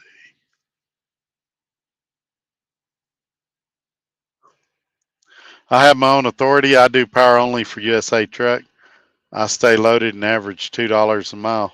Well, there you go. That's not bad at all. That's better than a lot of guys are doing on the spot market right now. What I'd ask you is that $2 a mile before USA takes their cut or after USA takes their cut? Because I think USA pays like 65 or 67%, don't they? Exactly. That's one of the companies I'd heard of that was doctoring their logbooks. And you never know if that's true or if that's just a disgruntled driver saying that. No problem. Shane, whatever you do, email me and let me know how that goes for you and what company it is, if you don't mind saying. The reason is I'm not shopping for a company. I'm happy where I'm at, but from time to time, guys will contact me and they'll say, "Hey, have you heard anything about this company?" And I can say, "Well, I've never worked there, but a guy I know says it's like this." And that helps out a lot. Sometimes I can email you and say, "Hey, I've got another guy asking about this company. Do you mind sharing your experience with him?" And if you're okay with it, I can put you two in contact. And so, if you share that kind of information with me, it just allows me to help a lot more people. Yeah, I was told, is my license, you fired me, then you get another. Yeah, yep, that's right. It's, you can find another job. That's what drivers always say. I don't want to lose my job. And when I had my accident, some of you message me and you're like, "Oh, Todd, it's over. Nobody's going to hire you."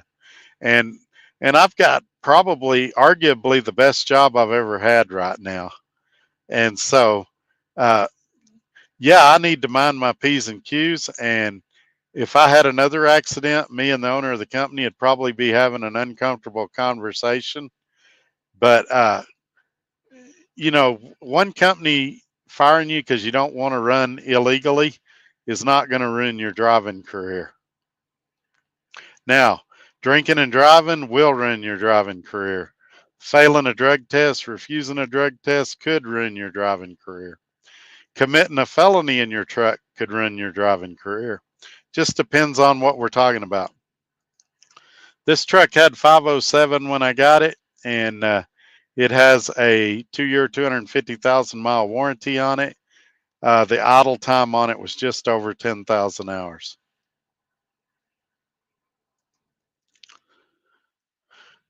Exactly. I don't either. I'm glad you brought that up, Michael. So, a lot of people have asked me if I'm in Dallas and I have to deadhead to Lubbock, do I do PC? And I'm like, nope, I run regular hours. They said, why do you do that? Well, because when I get to Lubbock, I'm probably going to be in Lubbock for 34 hours anyway. So I'm going to get a 34-hour restart. And why have personal conveyance on there and have a DOT stop me and try to explain it to him and him look back and see if he thinks I'm too tired or what, or why have to debate it with the company? If I've got hours, which you're supposed to have hours anyway to be able to use your PC, why not just run it on regular hours and take a 34 when I get home? So I'm like you, I rarely, PC don't even get used once a month for me. I might have used it once or twice since I've been here. Very rare occasions. It's 85% because I use my own authority, and it's $2 after their cut. I have a lot of contract freight. I can't knock what you're doing, right way. That sounds like a good deal. Uh, yeah, if you're netting $2 and net, I mean gross net. That sounds contradictory, but your net before your truck expenses and things like that. Your gross after the company takes their cut at $2 a mile is not terrible, for sure. So you did decide to go with them anyway. Well, all right. Stay in touch and let me know how that goes. Um, I remember you and I talked and we had some concerns, but sounds like you got those worked out, and I'm happy for you. But stay in touch with me and let me know if they turn out to be a good company or not. I'm in a 2020 Kenworth T680. I did a video about it. I actually did that video at the dealership, so you can see it in its clean state before I put all my junk in here. And I may do another one in the future once I get everything unpacked and organized. Yeah, I had another guy call me that he lived over there near RE Garrison, and he was looking at them too. So I've heard, here's what I've heard. I've never worked for RE Garrison. I've heard that you can make money there, and I've heard that their fixed expenses, truck payments, all that stuff, if you're doing a lease, are pretty expensive. Now, what that means for you, you can still make money with expensive truck payments.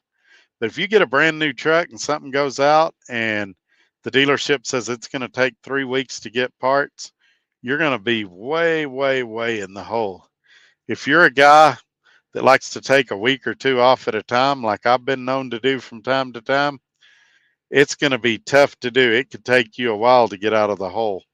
So if you're going to do the RE Garrison thing, when you're making the big money, be putting it back in a savings account, something, either with them or in one of your own personal accounts, so that when you do take your time off or when you do have a big breakdown, you're ready for it. Now, guys are going to say, well, it's a brand new truck. It shouldn't break down. The first 50,000 miles of a truck, they break down a lot, usually because stuff gets missed at the factory, just working the bugs out of it. So expect the first 50,000 miles to have a few issues. That doesn't mean the truck's a turd or nothing like that, but just know that there's probably going to be some issues. And this isn't RE Garrison, this is any company. You get a brand new truck, you may have a few flaws in the beginning. But a lot of guys are going to RE Garrison right now, and a lot of guys like it over there. It's not a terrible idea, I don't think. I could name 6 or 8 worse companies for sure. Yeah, me either. I worked for a very small company. I drove a 99 Mac. It was a long time ago in Amarillo, Texas. And I don't even know if they're still around. But I remember driving over 20 hours one day and them wanting me to go more. And I was like, I can't. I've got to sleep. I had a multi stop load at like a shopping center and I was beat. And I got back to Amarillo and came to the yard and they were like screaming at me, wanting more than 20 hours. They's like, we know you drove 20 hours. We want you to keep going. I was like, oh, I'm going to keep going. All right. I'm going to go load that truck and keep going to another company. Yep. I like things a lot better now. That's why the other guy earlier that some of y'all thought was a troll, and he may be, I don't know. I don't think he is.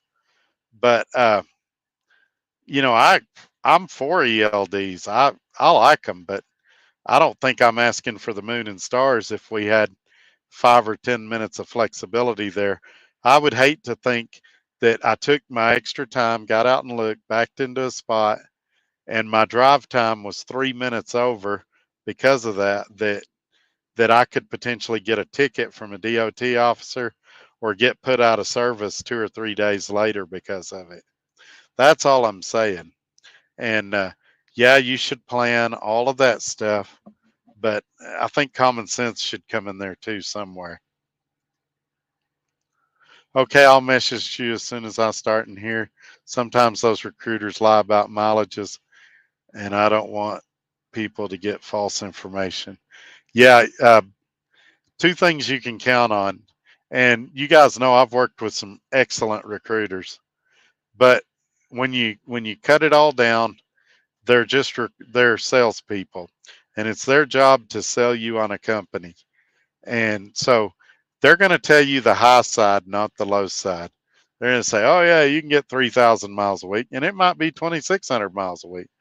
I remember the old trucking magazines that would say, make, $2,000 a week here.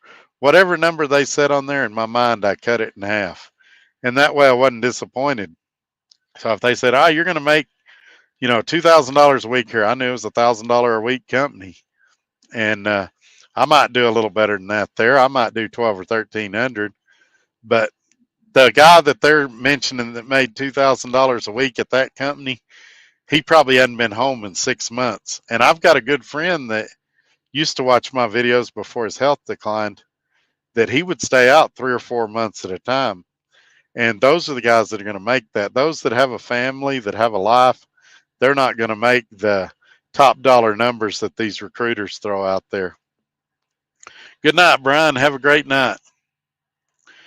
Are you saying for PC you need to have time on your 70 clock? Yeah, you do. And not only your 70 clock, you're really supposed to have time on your 11 and 14. Uh, that can get you in trouble. So you can actually, let me see how I can explain this because I'm going to get myself in trouble. You can actually drive however long you want to on PC, but if it's if they click over to your hours page and look and there's no hours in one of those columns, you're still in violation. Now, also remember I just said you can drive as far as you want. If you're one of these clowns driving 20 hours straight or something, and they think you drove more than, then it gets down to interpretation, in other words. So if they think you drove more than what you should be able to still be safe, then you can still get in trouble. That's the problem with PC. PC is so gray that you want to use it as a last resort. You don't want to use it as a crutch. And a lot of these companies are going, oh, you're 2 hours from your delivery, just PC the last 2 hours. And that's advancing your load. That can get you in trouble. Notice I said it can get you in trouble. It doesn't get the company in trouble because they go, oh, well, we never said that. We'd never tell him to do that. Captain of your ship, the driver. So it ends up being you that gets in trouble. So on mine, it is in your digital menu on your dash. I can help you find it if you want to email me. I can walk you through how to get to it. But it's under, you go to that screen that shows engine and all of that. You can go under the engine and see it right there. And then I've got another one under the bunk for my Espar heater and all that. But as my grandfather always said, I was looking for a job when I found this one. Yeah, but you know, like right now, I'm with a good outfit. If I got cut loose, it would bug me. I could find another job, and he could find another driver, and there's no guarantee he'd find one as good as me. Maybe he would, maybe he wouldn't, and I could find another job, but there's no guarantee that I'd find a job as good as this one. Maybe I would, maybe I wouldn't. So there's always a little bit of chance, and especially when you're being dispatched because you think, oh, my dispatcher's a jerk, my dispatcher's an idiot. Well, you go to another company, you might get a dispatcher that's a bigger jerk or a bigger idiot. I'll tell you right now, the dispatcher I had at Swift, they called him an OOC. He was out of Oklahoma City. Uh, one of the best I've ever had. It'd be hard to go to any company and find anybody that could match him. I had a really good one at Roadrunner. It'd be really hard to go to a company and find one that could match him. But I do think the one at Swift was slightly better than the one at Roadrunner. He and I hit a groove and we worked well together.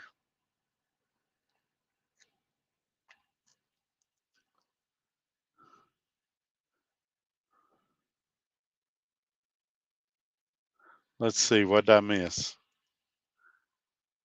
They have a lot of contract freight. Well, there you go. Super Ego has a lot of disgruntled drivers. You guys, if y'all ever want to read something funny on Facebook, get on the group for Tradition Transportation and just read the driver comments on there. I don't think there's anybody that works for that company that's happy there. Some of the stuff they say is hilarious. And guys will come on there and say, should I come to work at Tradition? And you should hear it. It's hilarious. So when you get a chance, get on Facebook and get in the Tradition Transportation group. And it's funny stuff. You have to run on time, run over to on time. Be honest about it most. I won't mess with you as long as you don't have a lot of PC on there. Yeah, I agree. I would rather that's a great point, William. So I would rather when we got on this uh, flexibility debate, I would rather explain to a DOT officer why I was 3 minutes over because I took a little extra time backing into a parking place than I would explain to him why I was illegally using personal conveyance or something like that. Honesty is always going to be your best policy. Now, could I still get a jerk that write me a ticket? Sure. But he's probably going to say, oh, I get that. I understand. Now, if I'm 2.5 hours over, he's probably not going to care what my excuse is. But 3 minutes, 5 minutes, I think most of them, especially if he looks back in the history and he don't see a pattern of it. Same thing with the owner of the company. I think if he called me, hey Todd, I noticed on Tuesday you were 3 minutes over. I said, yeah, there was one parking spot left at the truck stop. I was having a heck of a time backing into it, and I'm sorry I didn't get it switched to on duty. I was still on the drive line backing into that spot. I think if that's a once a year occurrence, he's probably okay with it. And again, I don't want to speak on his behalf, but if it's happened 4 times a week, then it goes into what Tom Bell was saying of maybe Todd needs to plan a little better. Maybe Todd, needs to make some changes in his trip planning or something. But once a year, something like that, I think you're okay there. But I would much rather explain that to the owner of this company than I used PC for 2 hours to advance a load, or something like that I illegally used PC, because then you're talking about potential felonies. Then you're talking about falsifying your logs. So a 3 minute violation, you're talking about a logbook violation, and it's not considered egregious till I think after 2 hours, hour and a half, 2 hours, I forgot. But an accident going over 3 minutes is an entirely different deal than falsifying your logs. That's a great point, William. I'm sure you've mentioned this many times. So at that place, I'll go through it again. My truck payment is $6.95 a week, um, which is about $20 a week higher than what I was paying at Swift. Now, that company has truck payments for the most part. They're going to range between $6.50 and $7.50. So that would put me right about in the middle. As for the specific terms and all of that, I'd prefer that y'all contact Avery, and his information's in the ticker, and let him help you pick out a truck, and then he can give you exact numbers for your situation. I just give you those numbers because that kind of gives you an idea of what to look at. My down payment was 5,000 with the taxes and everything. It was 5780. Your down payment will be similar depending on what state you live in, what county you live in, things like that. I found out today they overcharged me $5, so they're knocking $5 off my next payment. But anyway, yeah, contact them. They can get you the exact numbers for where you live, the truck you want. Kind of know what you're looking for, what brand of truck you want, if you want an APU, what kind of warranty you want, things like that. Um, and if you're not picky, like I'm not super brand loyal, say that. That helps too. Well, I'm looking for the cheapest payment I can get. I'm looking for the shortest term I can get. I got a friend, he financed a truck the other day for 3 years, got a $1 balloon payment at the end. It's a lot better than companies that's got a $90,000 balloon payment at the end. I got a letter in the mail yesterday. What is the Flyer Express going through 8 class action lawsuit? I haven't heard nothing about it, Wesley. I wish you would. I wish you'd send me a copy of that letter so I could read it. I may do a story on it. I actually worked for Western Flyer. Oh, when was it? A long time ago, for 91 days, because in their contract, I misread the contract, and I thought if you stayed there 90 days, that it got cheaper on you if you left the company. So I stayed 91 days when actually, if I'd have left it 89 days, it would have been cheaper for me. So I screwed myself by staying an extra 2 days. But uh, they're real bad about, oh, you'll make 2,000, you'll make 2,300 a week, and realistically, you'll make 8 to 1,200. They've been emailing, texting me like crazy, saying I qualify for their Top Gun program and that I can have a brand new, what is it, Peterbilt 389 or whatever it is. And I'm like, that's what I need. Work for a company where I was already not going to make a lot of money and then get 5.5 or 6 miles a gallon in a hooded truck pulling a reefer, a heavy reefer. Thanks, but no thanks. I'm in a company. I run Miami to Oxford, Alabama, and back to Miami twice a week. Hey, that don't sound like a bad deal. And the deal about that is the worst weather you're probably going to ever hit is rain, unless there's a hurricane or something come through. But that don't sound like a bad deal.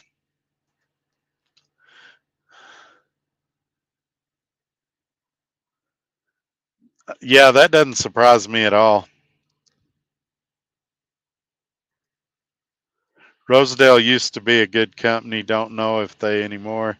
They used to haul a lot of carpet. Yeah, well, this guy that's going there, he's a good guy, so I hope he does well there. But I know he'll get us an update, and I'll share it with y'all in a future video, I'm sure. Or he'll come in the comments and tell us about it from week to week.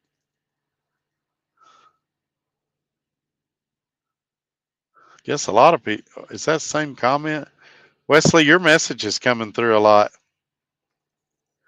All right, Ramon, have a good night. Thanks for being here, man.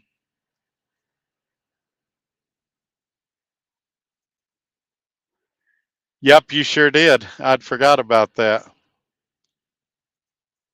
2020.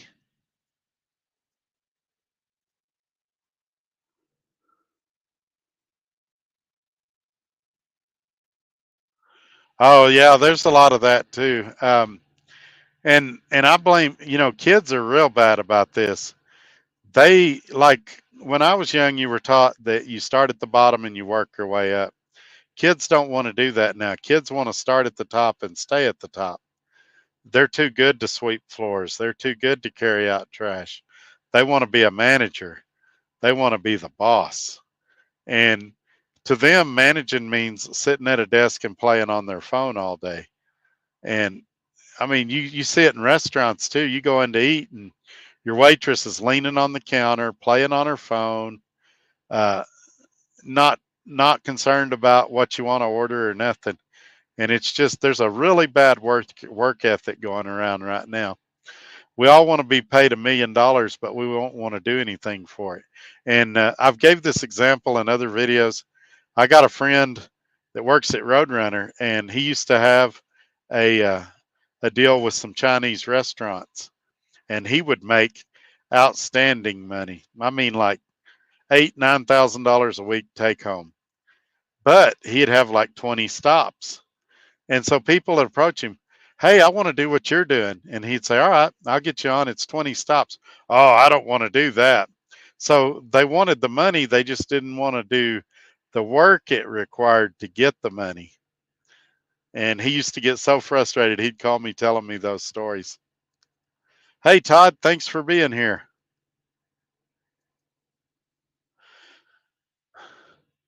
To be honest, Swift has some really good DM and planner.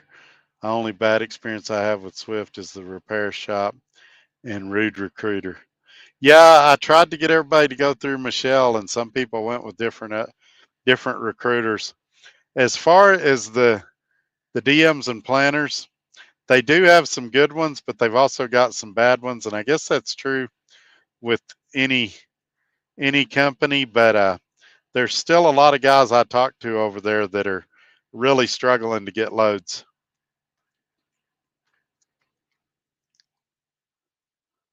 Yeah, it's okay, man. I got the gist of what you were saying.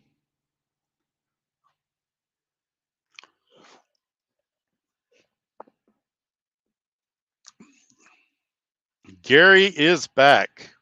Good deal, man. I'm glad you're here again. All right, I'm going to leave the comments down for a second while y'all are typing, and that'll put my website up here. You guys go check it out if you hadn't been there.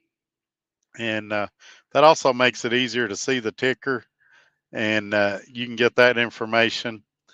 It also has my email address, and it's got Avery's information if you want to see about getting a truck for yourself and things like that. So check those things out first chance you get.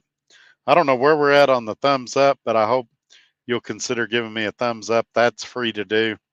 And also, if you subscribe, it's free and you get a notification when future videos come out, both recorded and these lives that we do on Tuesdays and Thursdays at 5 p.m. Central Time when I can. Now, that's something I need to bring up. I think sometimes we forget that I'm driving just like you guys are. So sometimes I'm going to get held up at a shipper or receiver. I might not be able to do a Tuesday or Thursday show. Sometimes I might have been driving. I might be asleep at that time, but I do my best to do the Tuesdays and Thursday shows, and I'm really going to try to start putting out more recorded content. So look for that in the coming weeks. A lot of people don't realize how time consuming YouTube can be, and all the phone calls I take in a day. Any of you that's ever tried to call me realize how frustrating that can be. And it's extremely frustrating this week when my phones aren't working. I've got to get out of the Northwest. Exactly. They want a position, not a job. And there's some truck drivers that way too. Uh, I had a receiver tell me, and it wasn't while I was here at this company, at another company, that she told the driver he needed to drop his trailer in the dock, and he refused to unhook his trailer. He said it wasn't his job to unhook his trailer. And I don't know how a driver, I don't know how experienced he was, or what made him think that it wasn't his job to hook or unhook a trailer, but they had a pretty heated exchange over it, and me and her was having a good laugh about it. What type of brokers have you been using? I've used Uber Freight. Sometimes I'll do a Snyder load off their load board, or sometimes I use Coyote. I use all of those. I also use the DAT board, and I also use Carrier 360.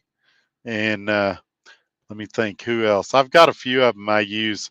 I like to have several, and because they all have their areas of the country, I'm not opposed to any of them, but I I do kind of check them all, and I've got it set up in my phone to where I can go through all of them real quick. I also use an app called Truck Smarter. You may can see the hat. Any of you guys running the load board, that's a free app you can download, and you sign into your broker apps on there, and it'll kind of combine them in a neat format where you can search all of them at the same time. It's really a time saving deal. I think they've got a fuel card now and some stuff like that, but I don't use their fuel card. I've got my own fuel card through ES Advantage, and the company I'm working for uses the NASTIC fuel card, and I've been using it the last week or two just because money's been kind of tight. And it's not a bad card per se. So for recordings, when I'm doing these lives, I'm using a headset, obviously, and I'm on my laptop. When I do recorded videos, they're done on my phones. I have a Samsung Galaxy Z Fold 4 and I have a Google Pixel 6 Pro, and I use both of those in varying capacities at different times, depending on what I'm doing. I like the Samsung, but being a fold, the battery life is not as good. So if I'm at a truck show or something, I'll use the Pixel 6 Pro more because the battery life's a lot better. Typically, I just use the phone mics, but I am looking into getting some Bluetooth mics and some stuff like that, especially as I go around and do more interviews and stuff. I'm going to need more microphones. We were going to do, well, we've already had some issues where I really needed some better mics, and so that's that's something that's coming. Right now, money's just really tight. Even though I'm making good money, I'm spending good money, and I've just got to hold off on spending a lot right now. Yep, I had some pretty extensive conversations with Advanced Trucking before I come here and before I bought my truck. I was actually going to do one of their lease purchases before I found the guy that I'm with now, and the problem with them was they wanted me to either run USA Trucks load board or they wanted me to go to Prime or run Prime's freight and be dispatched by Prime. And I wanted to run the spot market and do my own thing. But I was real impressed with them. There was another company called Silver Trucking. I was pretty impressed with them. There was another company called PDP. I was impressed with them. But when all the dust settled, this guy I'm with now just seemed like the right choice. And I honestly, I'm really glad I came here. And you guys, you naysayers out there, you can't say I'm doing it just for referral bonuses. It's my honest opinion because I hadn't even said where I'm working. But I'm telling you that I am grateful to be here. Like today, we had a couple of issues come up. He was right on it. I mean, uh, and if I'd have been with a mega carrier, it would have been hours of frustration. And if there's a payroll issue, he fixes it quickly.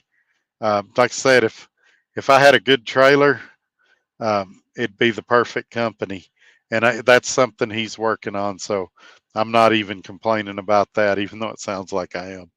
All right, let's grab another comment. Can't believe you're still alive. You're a trooper. I sent you a text thinking you were offline. Sorry. Answer me when you get a chance. Thanks. Yeah, I can't believe I'm still alive either. But let's see what Tim sent me.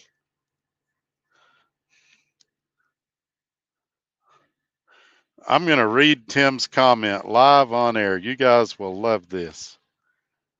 Todd, you are the smartest guy I have ever met. Your wisdom and insight has changed my life.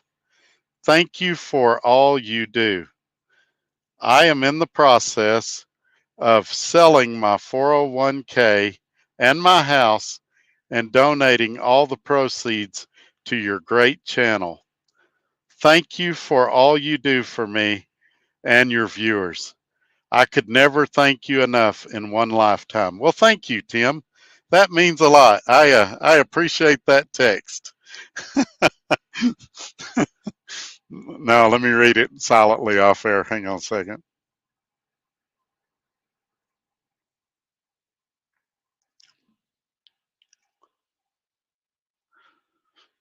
Okay. I can answer this on air. My truck number is one I picked myself. You can pick your own truck number.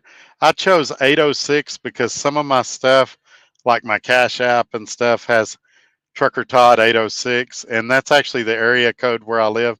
So my truck number is 806. Your truck number can be whatever you want it to be as long as it's not a number that somebody else already has. So if you pick 123, for example, and somebody else has 123, then then that won't work. It can be as many digits as you want, and I think as few digits as you want.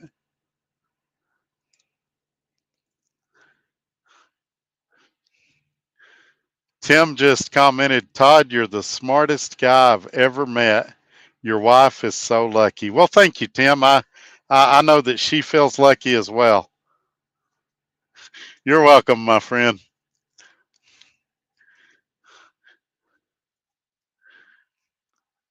You mean at the same company, right? Yes, sir. Yeah, after you left, Tim, the comments blew up, and we've been going strong here. We've been having a pretty good old time, or at least I'm having a good old time. Uh, so far, I don't think I've said too much that's got me in a lot of trouble, but I never know till the next day.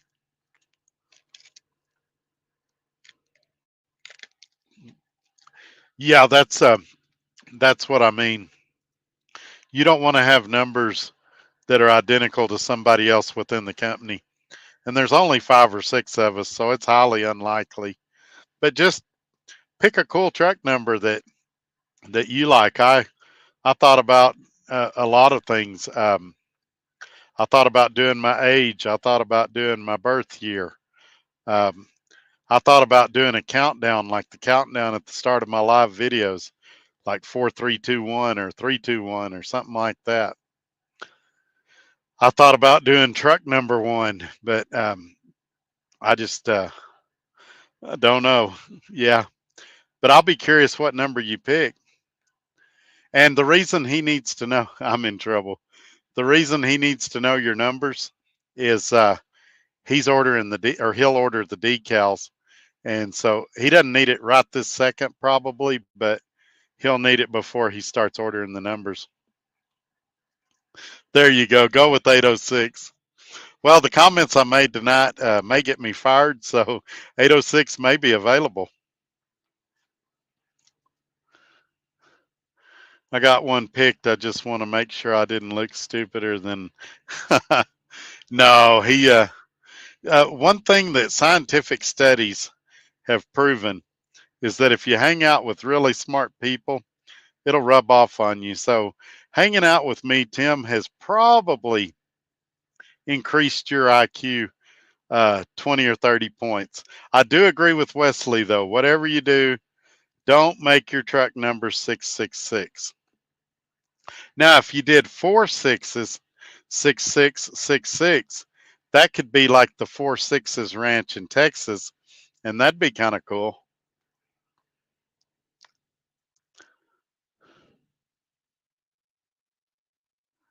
Dang it, I'm screwed. Yeah, I may have lowered your IQ 20 points. I'm just having a good time, though.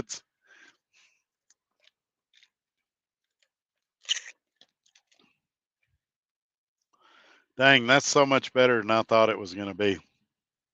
I got a strawberry lemonade. I hadn't had strawberry lemonade. I hadn't had one of those in years. And they had them in this truck stop and it looked good. And I got one and it's been pretty good. But I'm sure it's got a lot of sugar in it and I probably don't need very many of those. Okay, let's see what else we got here. We just eclipsed the 2 hour mark about 8 minutes ago. And we're still going fairly strong. So we may hang around a little bit. If you guys got some stuff you want to talk about, if not, I may wrap it up and go to bed.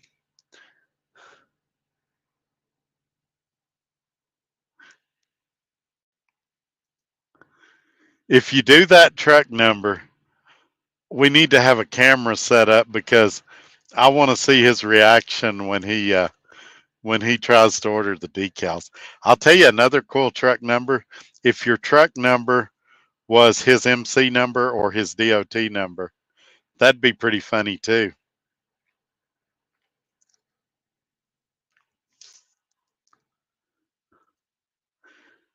Now we're going to have suggestions for you. BR 549. What's the significance of that number?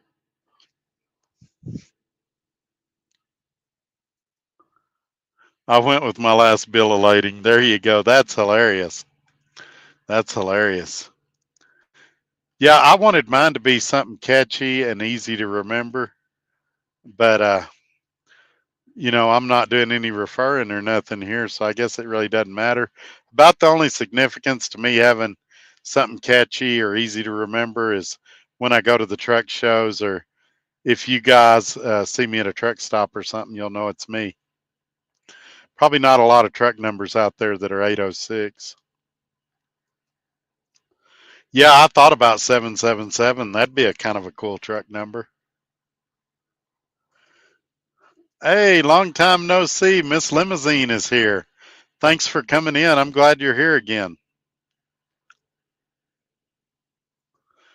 Got that from the Hee Haw TV show.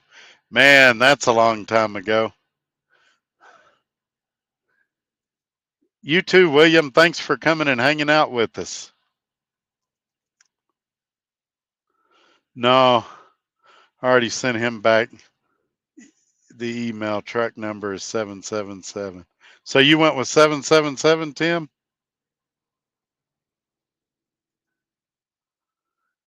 Dang, Gary got it right, LOL. I thought about 777. I really did. My truck number's 1032. Well, there you go. Hey, Eddie, thanks for coming in and hanging out with us tonight.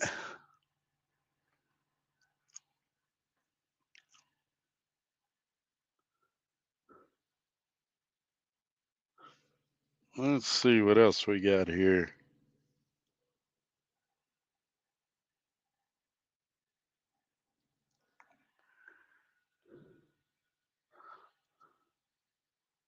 Exactly. Not a bad idea. I guess you could do like if you had a favorite Bible scripture, something like 1313 or something like that, you could do that kind of number. 6 weeks with Swift. How's it going over there? Are you company driver or are you doing the lease?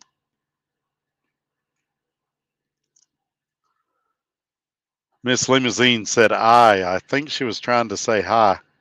Glad you're here again. I was wondering what happened to you. I hadn't seen you in here lately.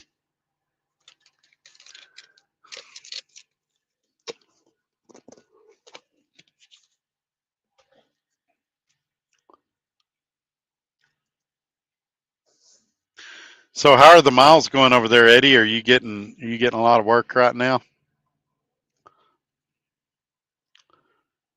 My colors will be black truck and all yellow vinyl. Go Steelers. Yeah, mine is. I kind of followed the same deal. I've got a dark blue truck with silver letters for the Dallas Cowboys, and I told the owner, I said, I'm going to put a big Dallas Cowboys star right above your logo, and he said, don't you ruin my logo like that. Not good. Um, what are you finding your average miles a week are, and are they getting some areas where freight's coming back, or is it still pretty slow over there? Hey, Pablo's here. How you doing, man? Glad you could make it in again. You're welcome. I really am glad to see you again. Matter of fact, I've been meaning to do something, Miss Limousine. I was trying to make you a moderator, but due to technical difficulties, that might be hard to do. I don't know why it won't let me make you a moderator. Let's see.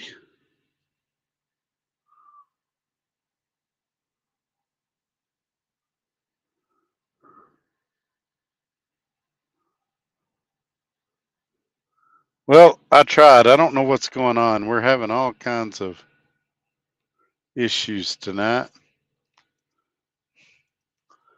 Yeah, they are they having any updates on their load board? They were still sending me load board updates for like a month after I left. I think they were hoping I was coming back, but that ship had already sailed.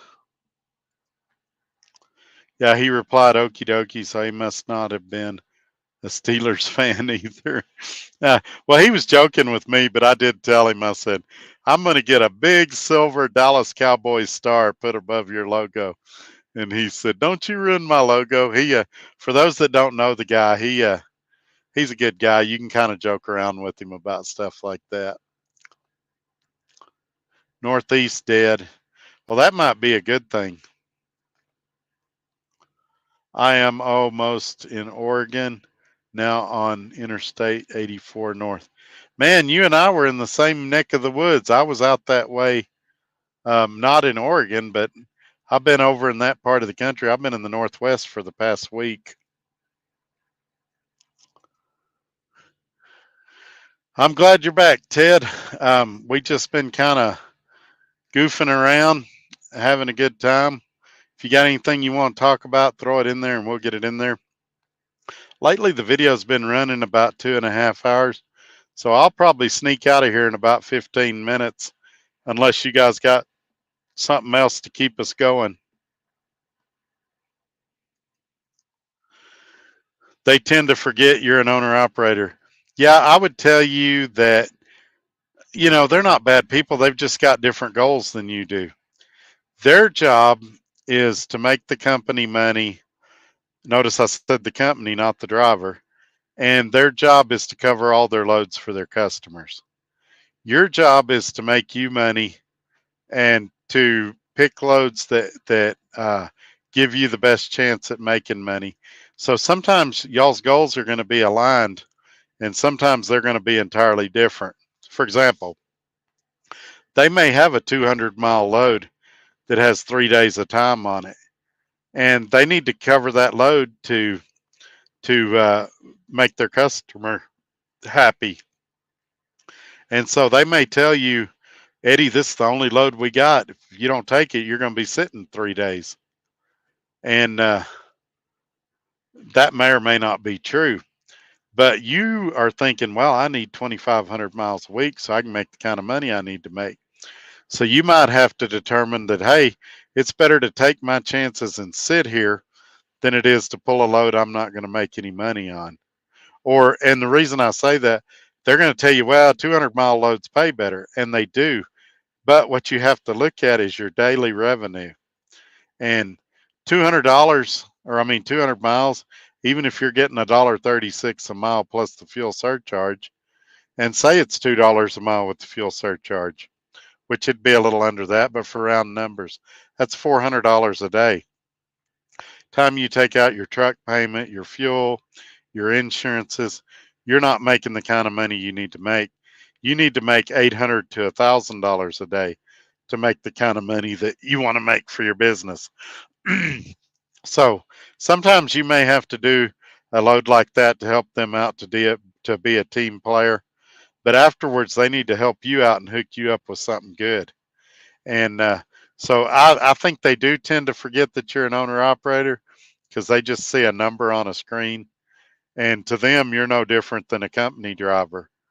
And you have to set the distinction and say, no, that might be an okay load for a company driver getting 50 or 60 cents a mile because he'll still make $100 on that 200-mile load.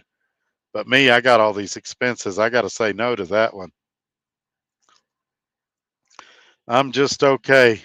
Well, is there something going on? If you don't want to say in the group, that's okay.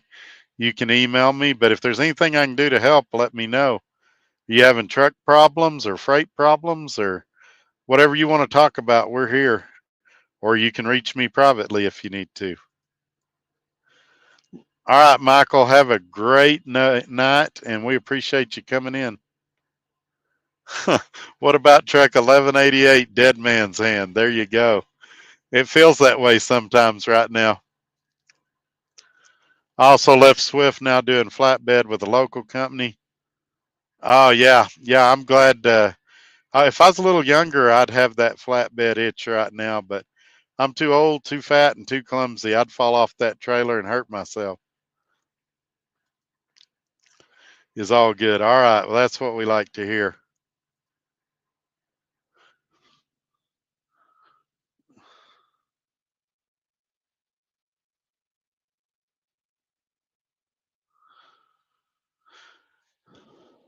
Let's see what we got here. Swift just lost a Walmart account, Pottsville, Pennsylvania. Whole fleet go to regional. That could affect you too. How could that affect me on the spot market? Or are you talking to somebody else, Shane?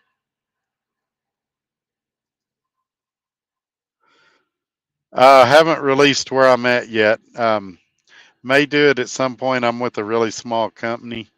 There are similar companies doing what I'm doing here. And if you're looking for a company, email me. My email's in the ticker below the screen, and I'll try to help you get paired up with somebody. Well, there you go, Eddie. You're on the right track then. Hey, I get it. It's tough, especially on a Friday. because they'll tell you, if you don't take this load, you're going to sit all weekend. They told me that in Vegas one time. They're like, Trigger Todd, you don't take this load, this is all we got. You're going to sit all weekend. And I remember the guy, I told him, I said, I know who he is. I'm just not going to say his name on here. I said, about 1,500 feet in front of me is a hotel. I said, I'm going to go over there and get a room. I said, if I get a room, I'm not going anywhere tonight. I said, and I'm probably not going anywhere this whole weekend. I'll probably just buy the room for the whole weekend. So I said, I'm going to give you to 1 o'clock to find me another load. And like 30 minutes later, he had me another load. Now, was there a little luck involved there? Probably. I may have, but I called his bluff. I didn't believe that the largest trucking company, or arguably one of the largest trucking companies in the country, only had one load in Las Vegas. And it turned out I was right. They found me almost exactly what I wanted.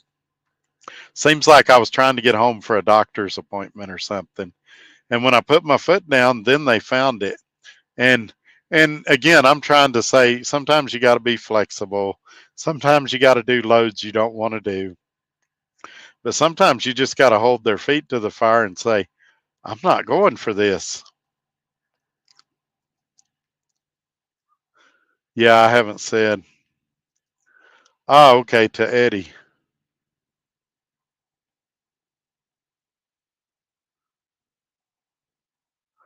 Yep. That Swift's lost a lot of accounts lately, and I'm not denying their freight's down because of it.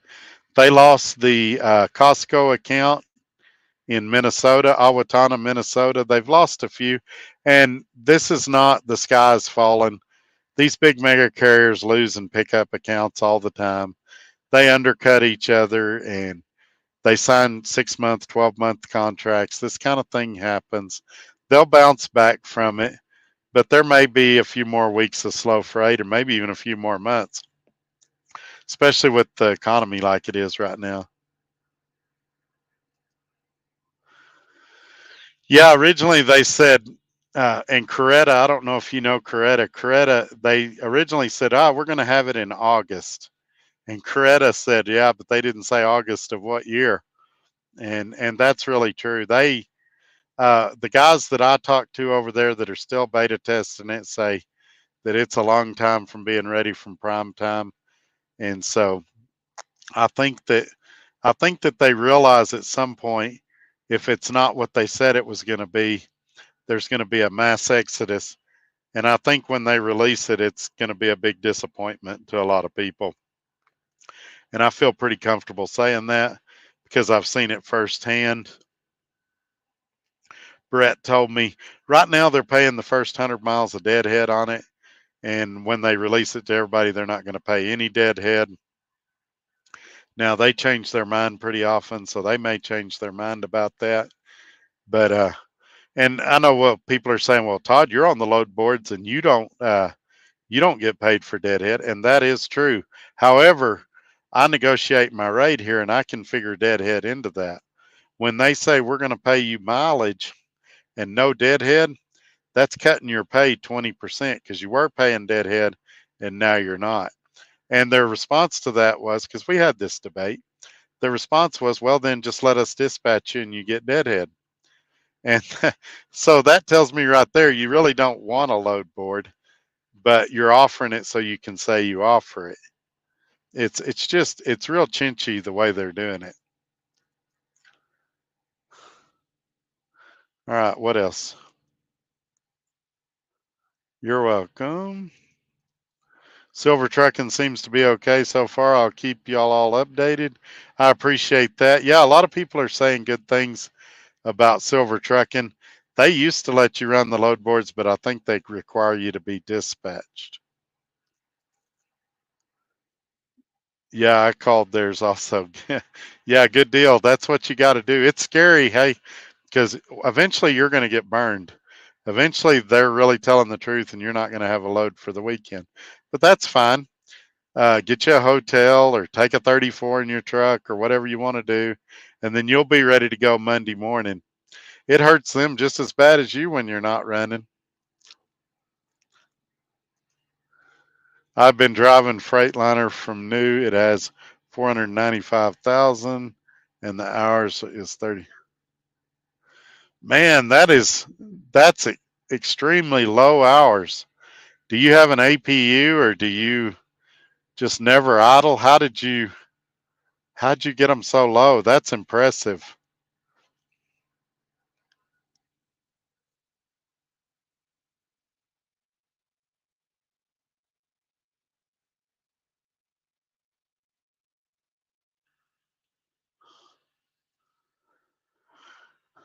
All right, let's see what else we got here. Hey, Michael, have a great night. Thanks for being here. Deontay is here. Are you still on the Dick's Sporting Good account? Or did they lose that one too?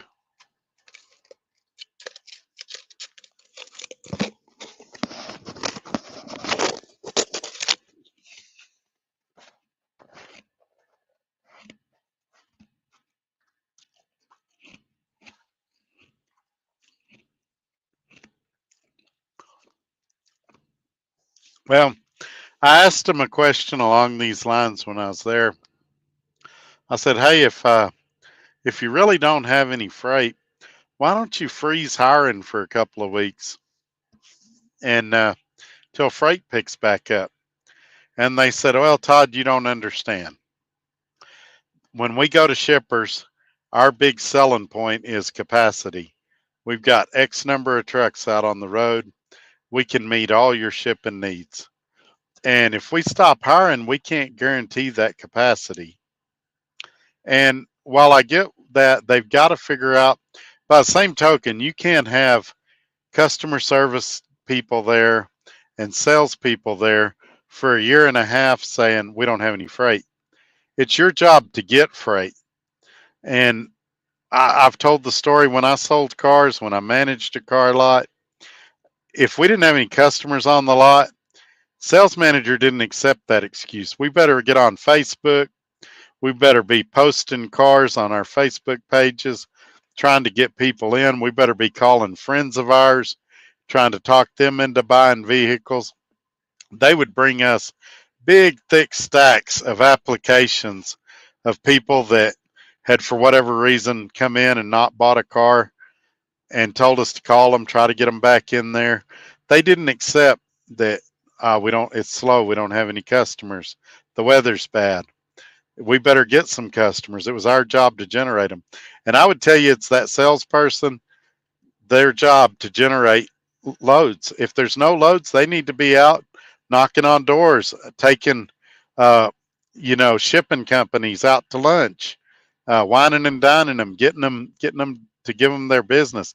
And customer service agents at Swift, you always heard you need to build relationships. You need to build relationships. That's what their customer service agents should be doing. They should have built relationships with these warehouses to where the warehouses are calling them, "Hey, John Doe. Hey, Susie Q. We've got 4 loads here. Would you guys want to haul them? You're a good friend of mine, and I wanted to offer them to you first." The reason you don't have any loads is because the sales department and the customer service department haven't been doing their jobs. They've been sitting at their desk, drinking their coffee, waiting for the phone to ring. And that's the facts that they don't want to tell you. And I told Swift to their face when I worked there, I said, if you want me to, I'll park this truck for a month and I'll go into the sales department and I'll get you some loads, or I'll go in the customer service department and I'll get you some loads. But I want to be compensated really, really good for doing it. But that's what the problem is. For too long, they've just kind of rode the wave and not had to do anything. And now they're having to actually get out and work for their sales.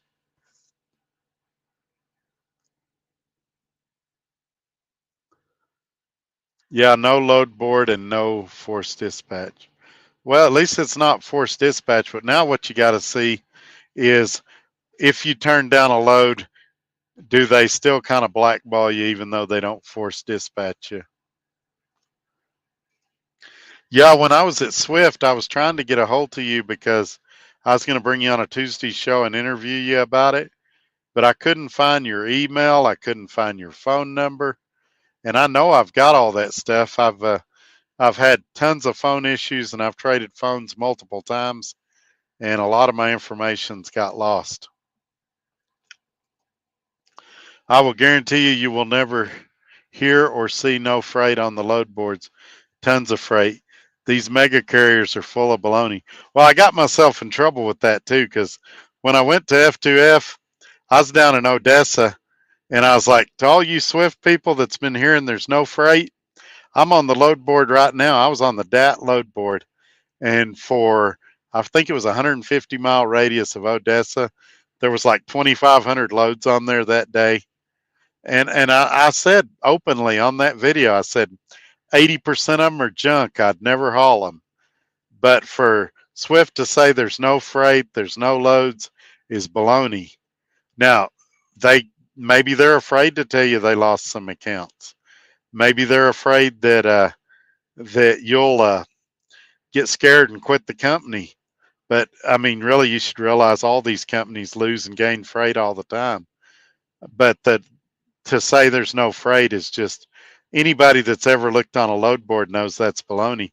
And they are darn lucky that the DAT board isn't in the truck stops no more on those television screens because drivers would be walking through the truck stop while their dispatcher's telling them there's no loads and they'd see them scrolling on that screen all day long and they'd be going, well, what about this one? What about this one? And so yeah, that's what I think about that. And I'm sure those comments are going to get me in trouble. Running team, yeah, team seems to be where it's at right now, and I've never had an interest in doing team, but every team I've talked to seems to be doing really well right now.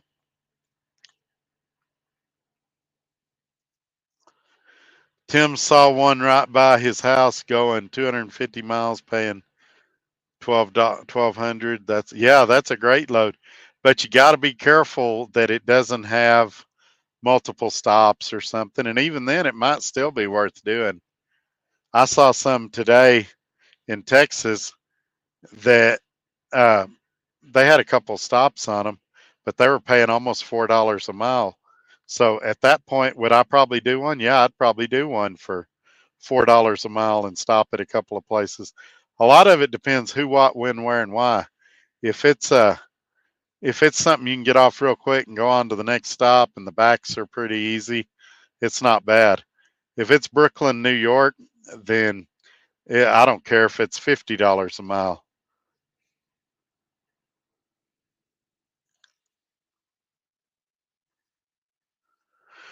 Running California or Washington State to North Carolina every week.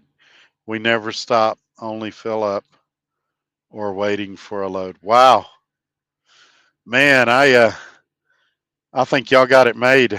That sounds like in this market, that sounds like about the cream of the crop, the cherry on top, the best deal you could get in this environment, especially if you're enjoying doing the teaming thing.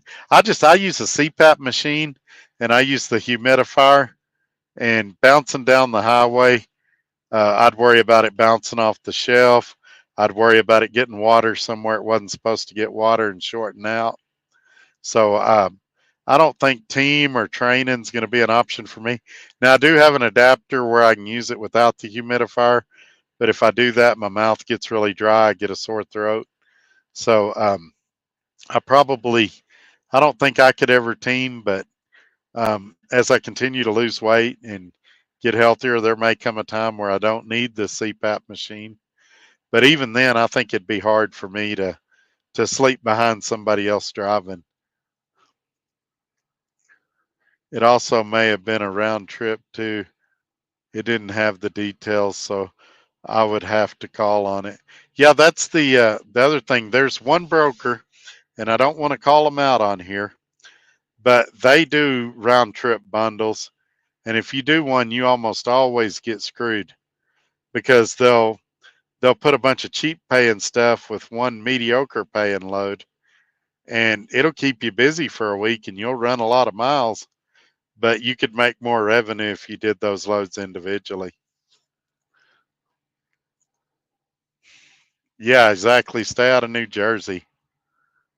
That whole area up there. It takes a special person to go up there. Saw a load today, 225 miles, 2100. Pick up Monday, deliver Friday. Well, see, that's one of them right there. It looks good because of the mileage pay, and you go, ooh, that's $8 or $9 a mile. However, if you sit on it from Monday until Friday, that's 5 days. So your revenue, it's like I was talking about a minute ago. Suddenly your revenue is $400 a day. And that's not great money for a truck, especially if you've got a truck payment, time you take out all your expenses. So you need your revenue to be a bare minimum 4,000 a week, your gross revenue. And really you'd like to see it in the 5 to 6 range at least. And so uh, when you do when you do 5 days, when you type 5 days for 2100, then your last 2 days you got to make at least another 2,000 to have a bad week, even, or a mediocre week, I would say. So now, if you lived in the area, you're just trying to get home, maybe you're low in hours, you need a reset. Maybe there's times that you want to do that load, but you wouldn't want to do that load 52 weeks a year. Is all I'm saying. Okay, good deal. I'll get it after the show. It'll send it to my email, and I'll get it after the show.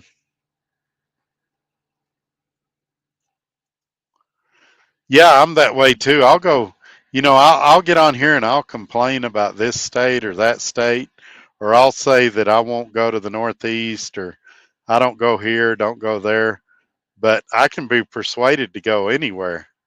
It This week I was specifically trying to go to Pennsylvania, and I just couldn't find anything that made sense to go over there.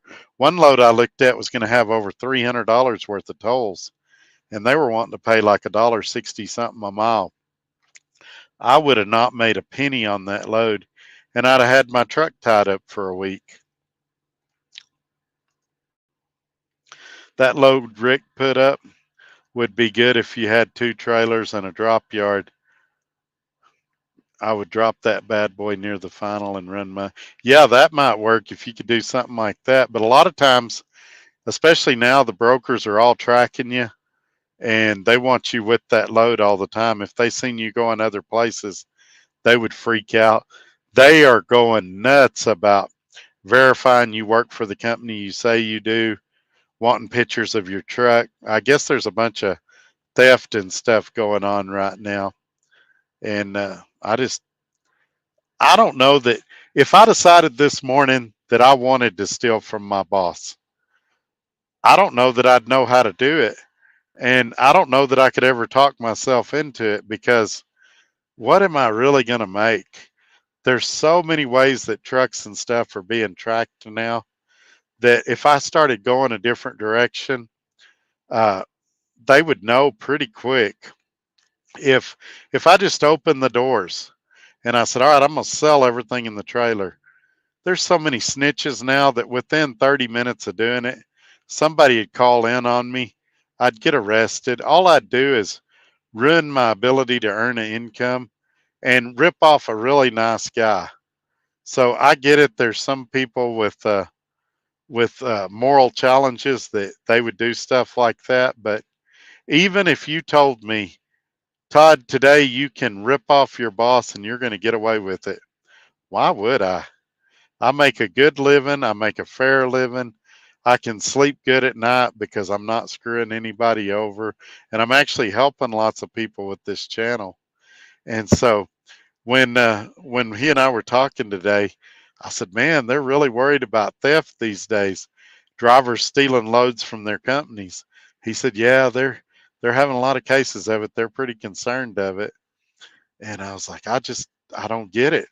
It's not a thought that's ever crossed my mind. It's like selling diesel out of your tank if you're a company driver.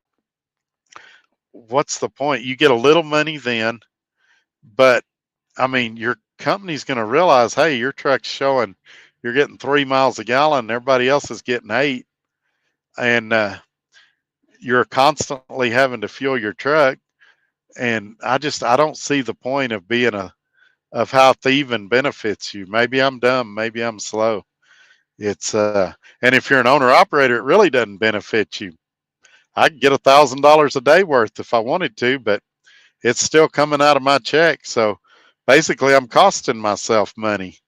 If uh, if I sold $500 worth of diesel for $250, I just cost myself $250. I didn't benefit myself any. So I just don't get it. But evidently, that's what's going on around the world right now. Is that hard times are causing people to do desperate things. I agree with you 100%. We need more time to find a parking spot at night. It's really bad out here. I see that when I'm driving. Yeah, it. But the problem is that we can't get 3 drivers to agree on anything for more than 10 minutes.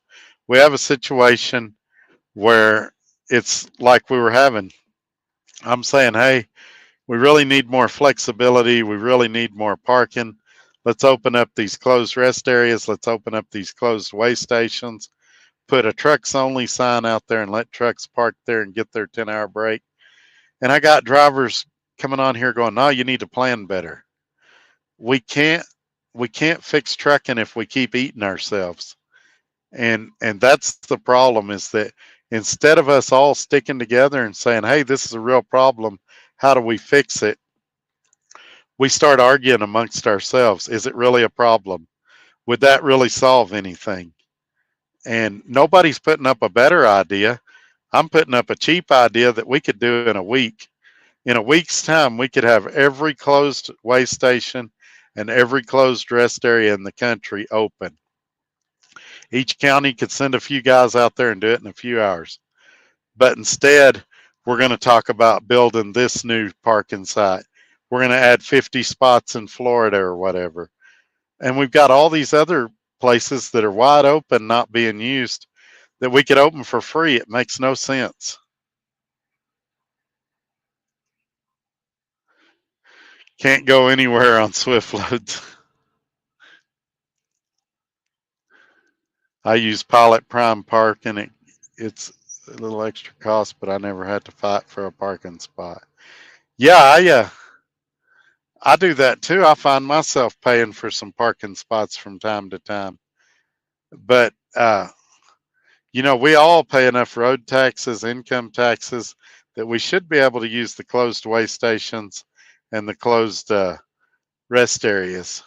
And you go to the truck stop, you pay 40 or 50 cents a gallon, even with your discount, more for diesel than oftentimes what convenience stores charge cars for diesel.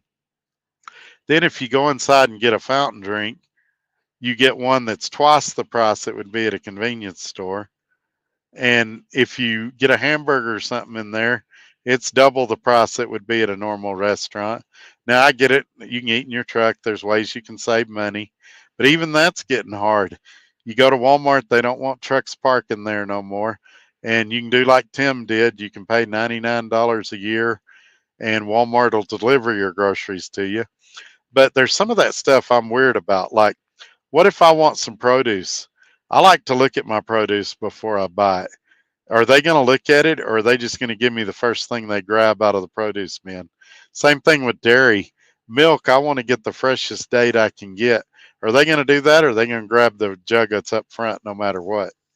And so, yeah, and I don't know if they'll deliver prescriptions, which is the main thing I need Walmart for. I would tell the broker what I was doing, and I would make sure it was a secured lot. Yeah, depending on what you're hauling, they might or might not be okay with that. I can tell you, I just recently hauled a high value load, and they would not be comfortable with me dropping that trailer anywhere for any reason. And so it depends. But like my last F2F load, it was recycled aluminum. They'd probably be okay if I dropped it. recycled cardboard, they'd probably be okay if I dropped it. It just depends what you're hauling and how valuable it is. There is one state that I used to go to is Maine. Pretty state, but I wouldn't want to go there in the wintertime. Yeah, the home of all the Stephen King books. I like Maine, but and you can usually get a decent rate going in there, but it's just usually hard to get out of there. You usually get stuck in the Northeast when you go up there because it's all little short 300-mile loads that stay in the Northeast. Don't honk your horn at the moose up in Maine. They will charge your truck and total it. I did not know that. That's funny.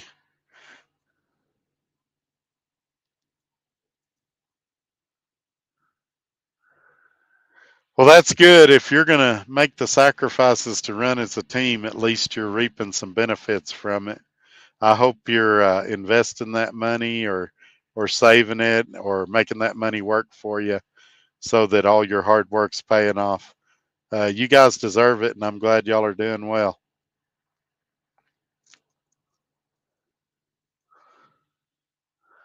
Oh boy, you guys are troopers. We're almost at the 3 hour mark.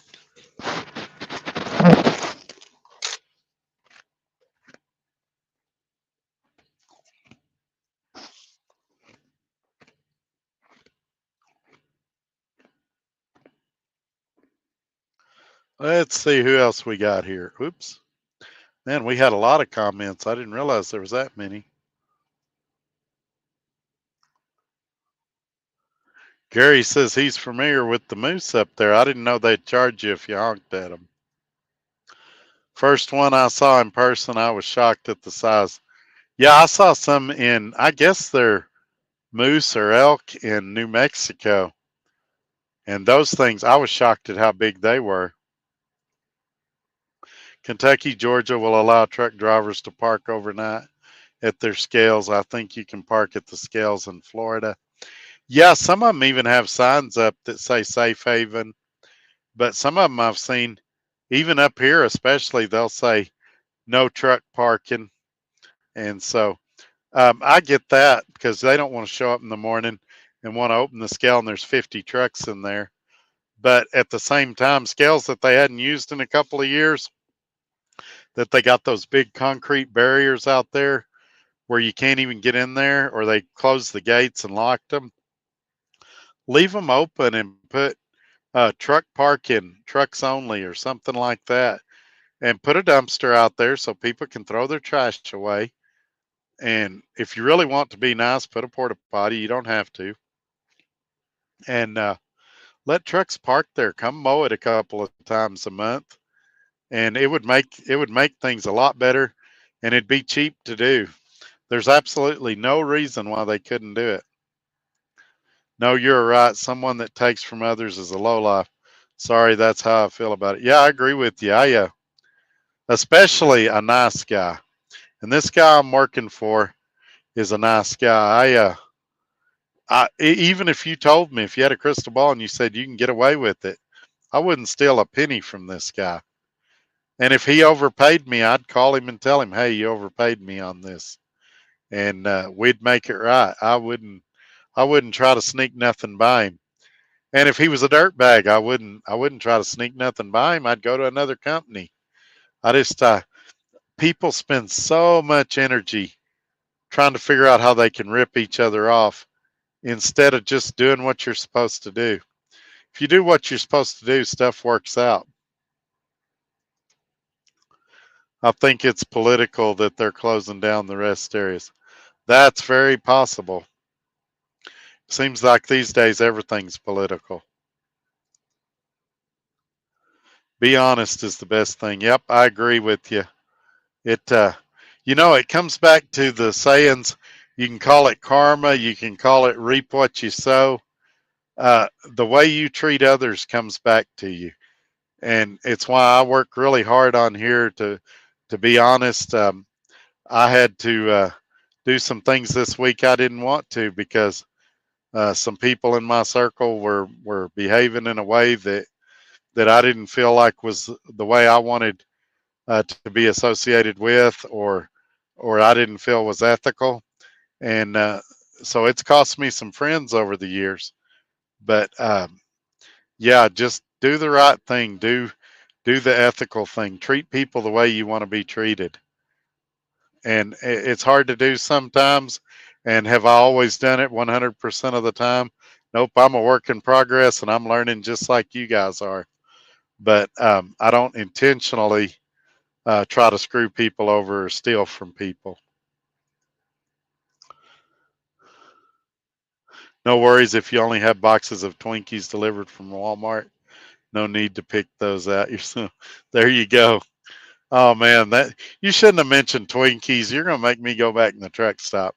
I ain't had a Twinkie in years either, or at least months. Let's say months. I need a toilet first thing in the morning after my cigarettes, so that affects where I park. Yeah, it's getting old. I get it, Rick. And you know, it that's what's funny. Every truck driver out here will talk bad about the pee bottle. Every single one of them.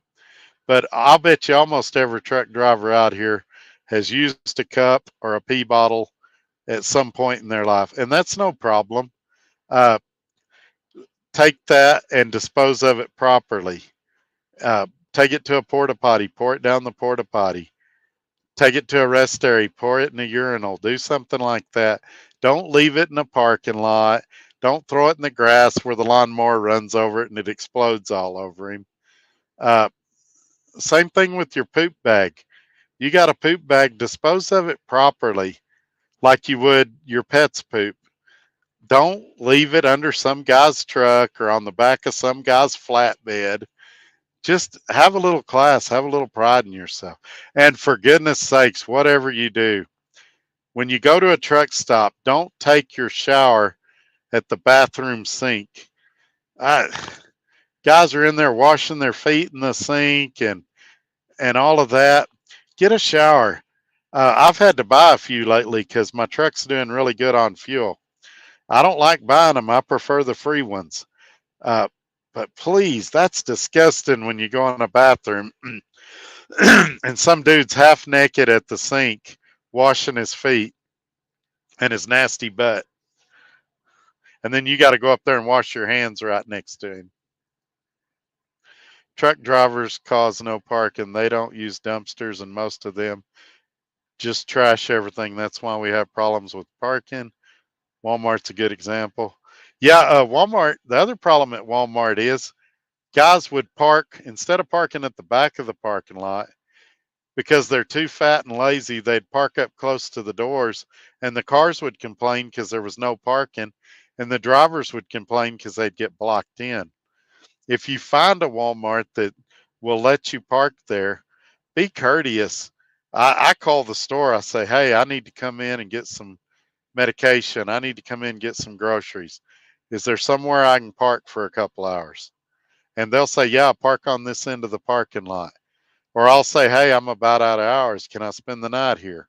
And a lot of times they'll say, yeah, as long as you're gone by 9 or 10 in the morning. Communicate with the store.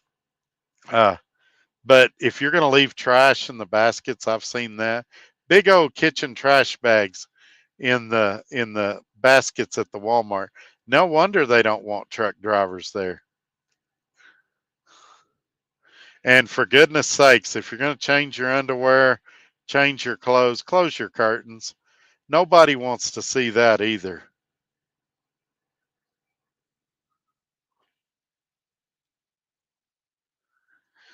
Yes, sir, I agree with you. Yeah, well, that's the other thing.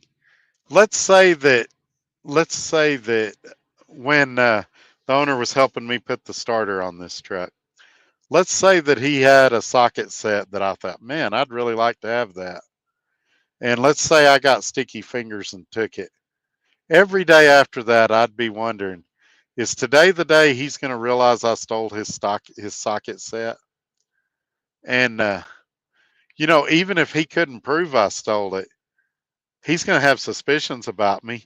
What happens the next time I need him to trust me about something? Is he going to feel confident and trusting me? He might say, "Well, I don't know for sure, but I'm pretty sure Todd stole that socket set from me. So I might not want to help this guy out too much. He might be the type that would confront me and we have a heated verbal exchange. And so why do that? I mean, if I like his socket set, I'll say, hey, where'd you buy that? I'm going to get me one. I like it. And I'll work hard and I'll get the money and I'll go buy it. It's, I just, the Bible talks about, uh, being a thief is a lazy man's way. And I've found that to be true. People that are thieves are typically really lazy people. They could have the things they're stealing, they just don't want to work for them.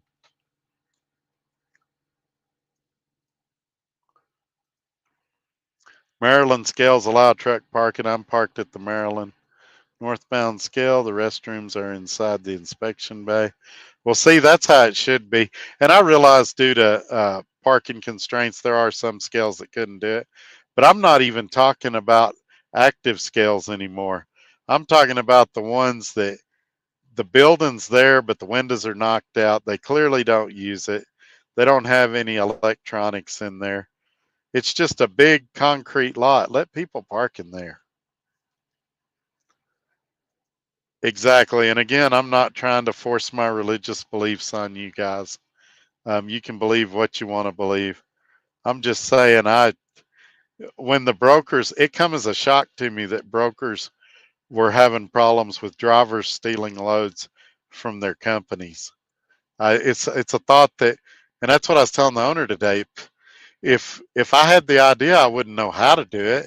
I mean, I guess I could not send him a rate con, but after a day or two, he'd be like, "Hey, Todd, I noticed you hadn't booked any loads. Is truck broke down? Is everything okay?" Um, and I mean, when I got it delivered and wanted to get paid for it, it'd have his DOT numbers on it. I would think the factoring company or the shipper that I was going to bill for the freight would go, "Well, you're not this company. You're Trucker Todd." But I don't know. I'm sure there's a way to do it. It's just, it's not something that ever crossed my mind. And even now that he's told me about it, um, I have no desire to do that. Not one for 20%. Why would I? I always have 1 gallon pee bottle. Won't do poop bag. Heck no. LOL. Well, that's good. Um, I will tell you, I would say never. I would say poop bag would be the nuclear option. It would be if I woke up in a really bad situation in the night and I had no options.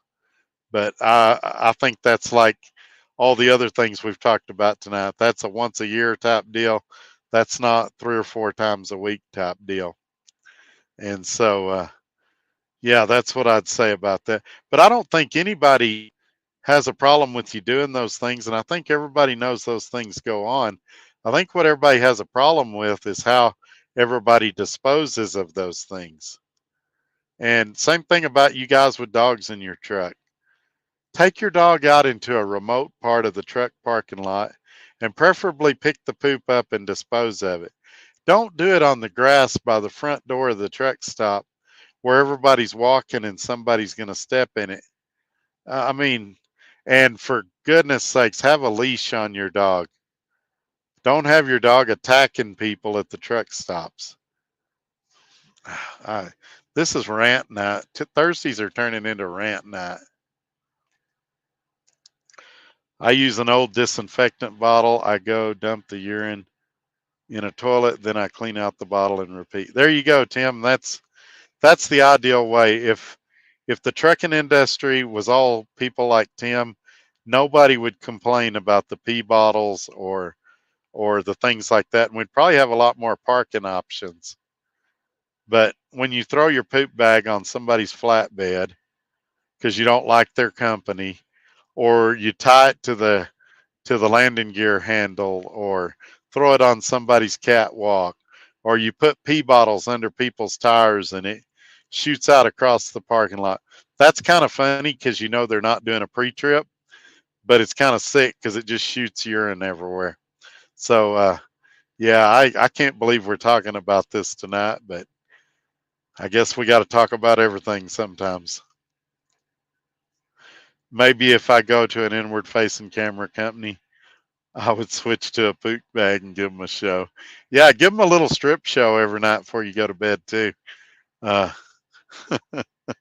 yeah, that they, I had a guy call me the other day and he said that his company had inward facing cameras and they called him and asked him why him and his wife were having marital activities in the sleeper of the truck. Now, again, I think probably every truck on the road has had marital activities take place in it at some point in that truck's life.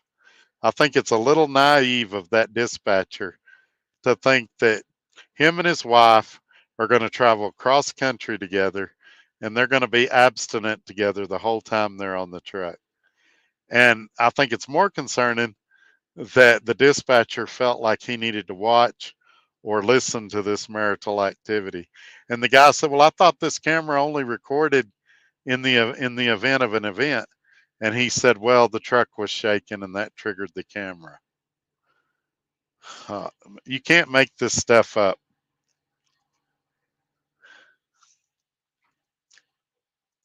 If you leave a bottle of urine on the ground at a truck stop or Walmart's, their employees don't want to be picking up those urine bottles. Yeah, yeah. And I mentioned before that I worked at a convenience store and I met Rip Griffin. Uh, one of my last nights at that convenience store, somebody went in the bathroom and smeared poop all over the wall, and I was expected to clean that up. Now, if uh, if you're mad at the company, you're not getting. I mean, if you're mad at Flying J or Pilot or Loves or TA or Petro, smearing poop on the wall does not get back at corporate truck stop. It gets the poor employee that's making $8 or $10 an hour that has to go clean it up that probably had nothing to do with what you're upset about because somebody was parked in the fuel island or you think diesel prices are too high. You're punishing the wrong person when you do that stuff.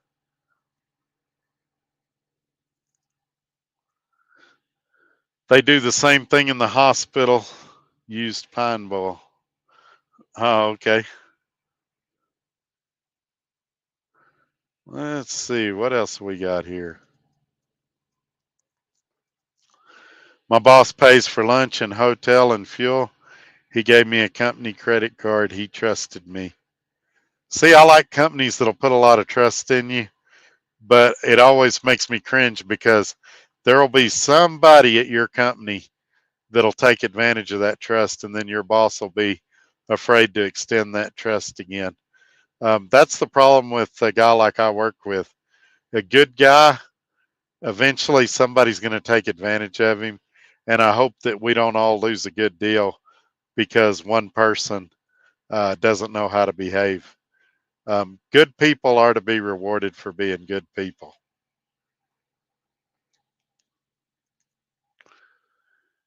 Yeah, no kidding. We've all had it done in our trucks, and you hope it's with a spouse and not a lot lizard or who knows what else goes on in these trucks. I can't imagine what some of you drivers do.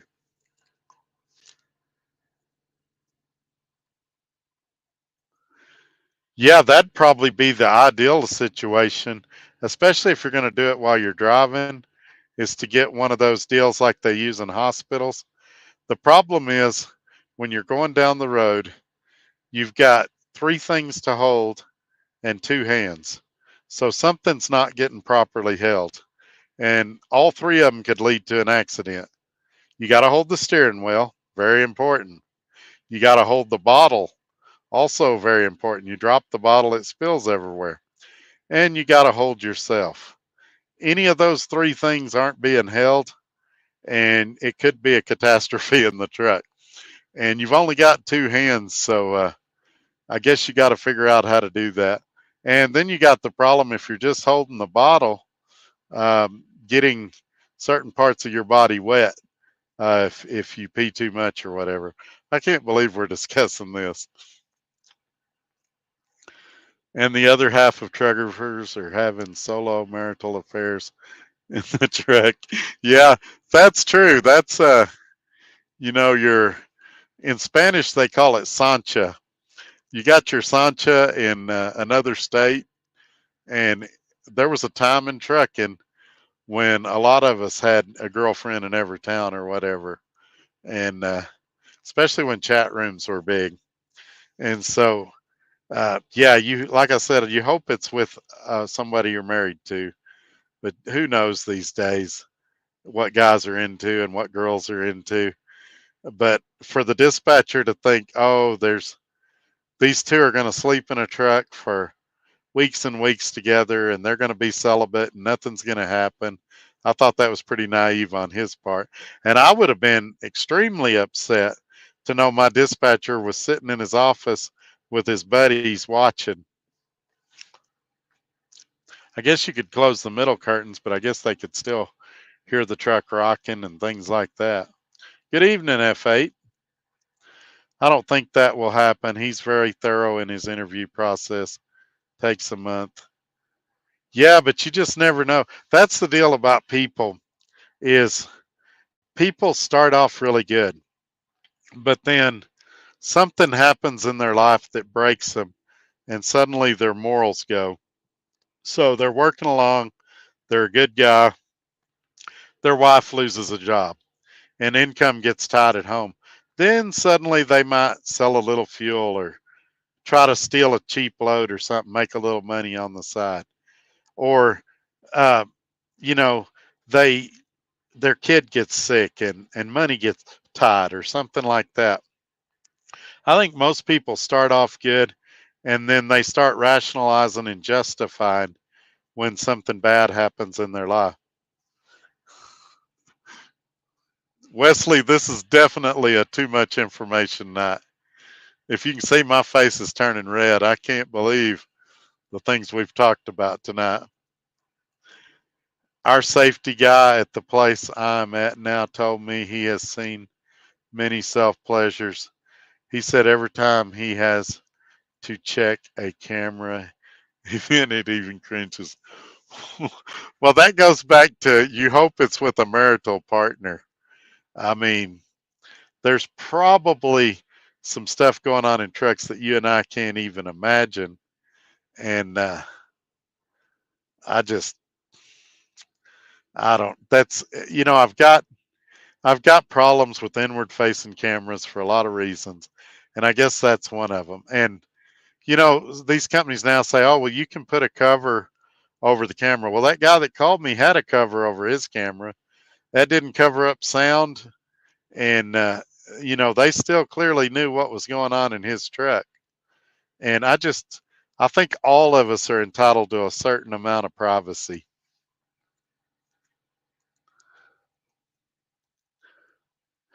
I would have let every person in that company know that that dispatcher was monitoring the cameras while couples were getting it on. Yeah, and again, I guess I probably need to say this in this video. I am not a lawyer. I know that surprises some of you. I do not give legal advice. That probably surprises some of you. Anything I say on this show that sounds crazy, you should probably verify it with somebody that knows more about it than me. But I got to tell you, if I was that guy, I would probably be running it by a couple of lawyers to see if something in my rights had been violated. Maybe not, because it probably depends if you're an independent contractor or a company driver. But I would definitely be looking at all avenues if I'd had that dispatcher. Tim Safety Manor puts those videos on an OnlyFans channel to supplement his low salary. There you go. There you go. It's on I can't say the channel. It's on one of the adult video channels. Hey John, glad you made it in. Finally found parking.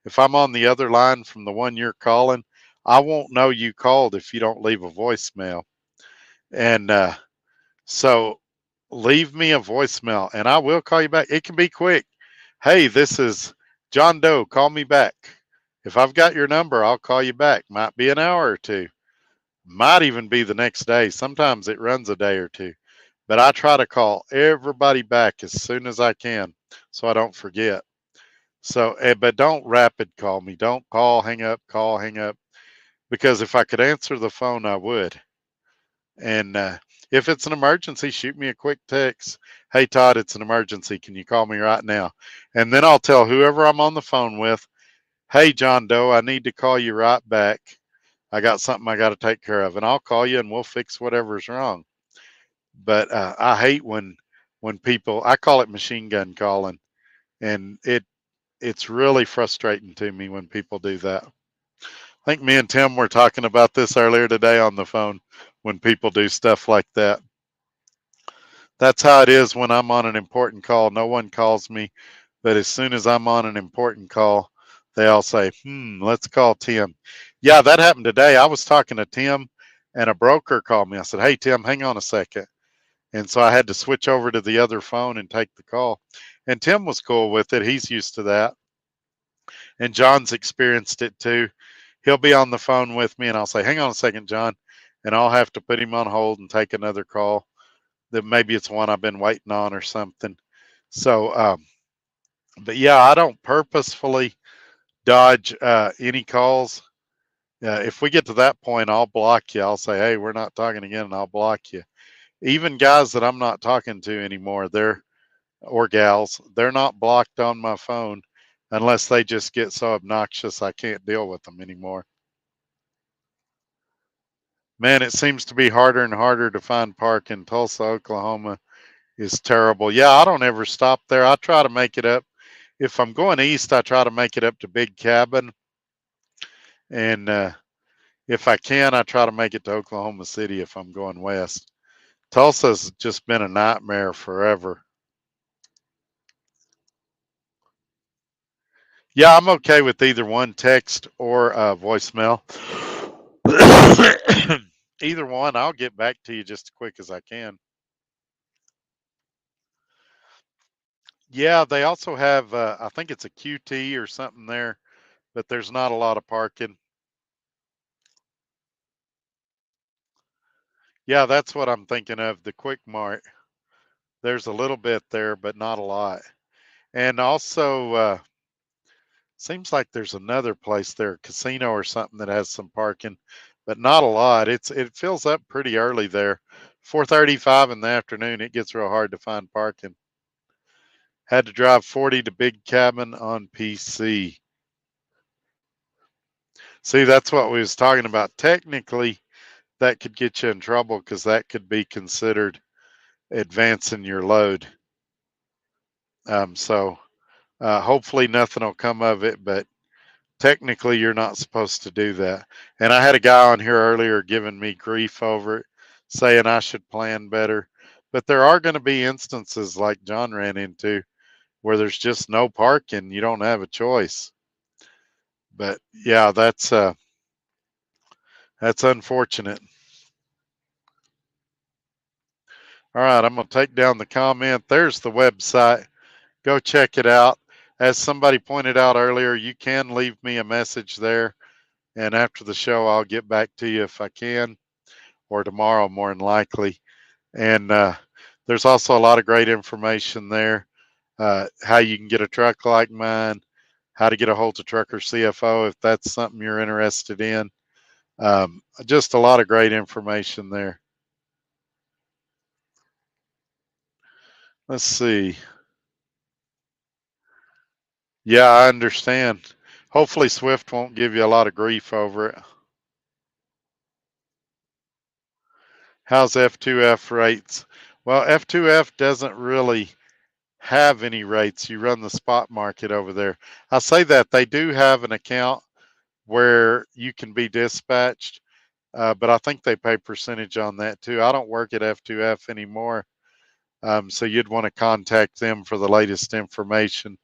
But the part I was on over there was spot market, and I was doing an 80-20 split, if I remember correctly.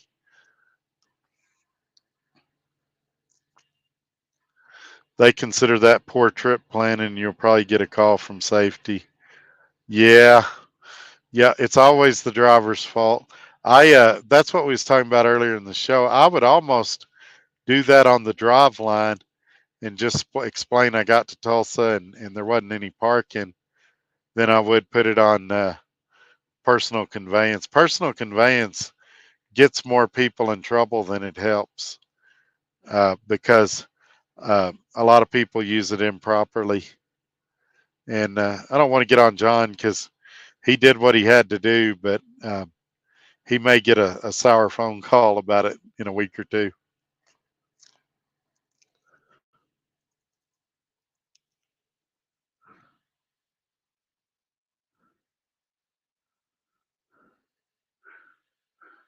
And it depends how much PC he had to use too. If he had to use 5 or 10 minutes, they may not blow a gasket. But if he had to use an hour and a half, they may want to have a talk with him. They may take PC away from you. A lot of companies will take it away from you if they feel like you've used it improperly.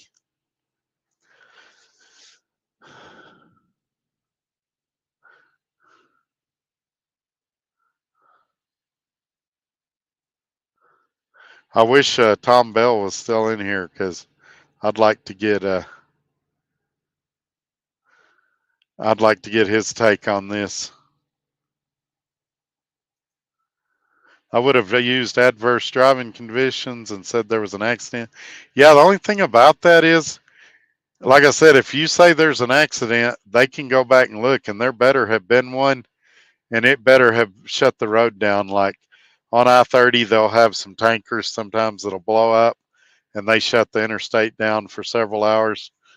But if it's just a slowdown and you're able to get right through, they won't buy it. I would have stayed on the drive line and just put a comment in there, and I'd have took some pictures at the truck stops and stuff like that. But either way, it's done now, and hopefully there's no foul. Easier to ask for forgiveness than permission. Yeah, I hope so. John's a really good guy. I don't want to see him get in any trouble. Yeah, I'm not getting on you, John. Just being honest. Yeah, you won't meet a nicer guy than John Toohey. He's a really good guy. So I don't want it to sound like I'm getting on him. I brought it up because it's what we'd been talking about all night, and depending on what company I was at, I might have done the same thing he did and dealt with the repercussions later. Um, this company I'm at now, I'd probably call the owner and tell him what I'm doing and kind of get his opinion on which way he's more comfortable. I'm gonna bet that he would tell me to keep it on the drive line and leave a comment, is what I would bet. Um, he might tell me what Tim said about adverse driving conditions and blame it on park and say that that was an unforeseen circumstance. I'm not sure. If I'm ever on the phone with him and we're just BSing, nothing serious, I may ask him his take on it. Everybody does it differently. I do a lot of oil and gas loads. I can stop my time. Yeah, it must be nice.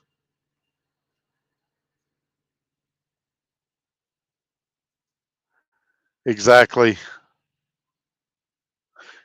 Yep, I agree with you, John. I've had it happen a few times. I usually stop and call safety and let them decide what they want me to do. Yeah, but safety, it's like we was talking about with loads a minute ago.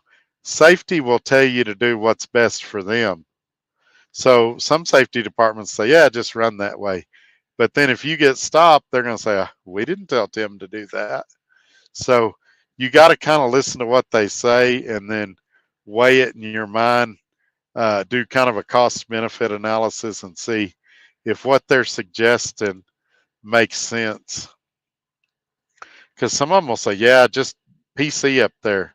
A lot of those foreign Chicago companies, yeah, just PC up there. We'll fix your logs later. and you have an accident 15 miles down the road when you're on PC illegally, then all the problems start. But by the same argument, you stay on the drive line like I suggested and you have an accident, you're still in a lot of trouble. So it's sometimes, and that's the point I was trying to make to that other guy earlier. Sometimes there is no right answer. No matter how well you plan, no matter what you do, you're screwed no matter what you do. And you have to do like John did and just make the best of a bad situation.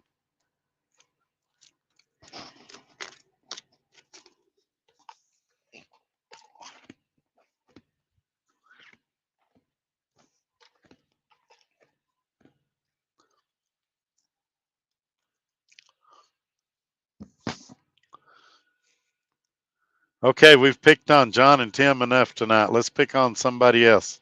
Whose turn is it? Not mine. Let's see. Who's else is active in here? Anybody else want to be picked on tonight? We're at almost the 3.5 hour mark and got a bunch of old people in here. Everybody's going to bed, so we're probably going to wrap this up soon.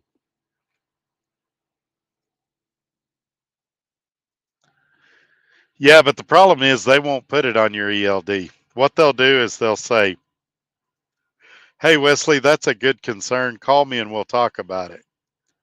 And then you call them and they say, "All right, here's what we want you to do." And then there's no record of it. And you say, "Well, send it to me on the ELD." They go, "Oh, we're not going to do that, but you'll be all right. You're only going 30 miles." And so that's what they do. They get you on the phone. They never put that kind of stuff on where there's a paper trail where they can get caught. All right, Gary, have a good night. I think we're getting ready to wrap up anyway. I'm going to give it about another 2 or 3 minutes, and then I think I'm going to wrap it up too. I'll start the phone calls so I can get to bed at a decent hour as well.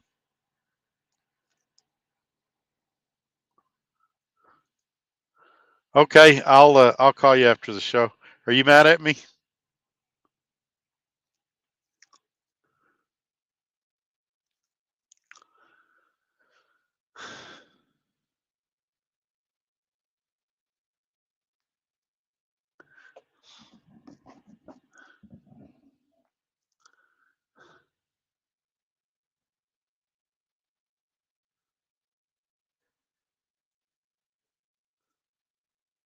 That's an inside joke between me and John, by the way. Tim's always mad at me. Tim don't count. Yeah, I'll call you after the show, John, and I'll give you Tim's number, and so y'all can talk too. But yeah, I'll call you after the show. Exactly. Tim's mad at me, but I don't care. Yeah, that's an inside joke between me and John. Every time I talk to him, I'm like, "Are you mad at me?"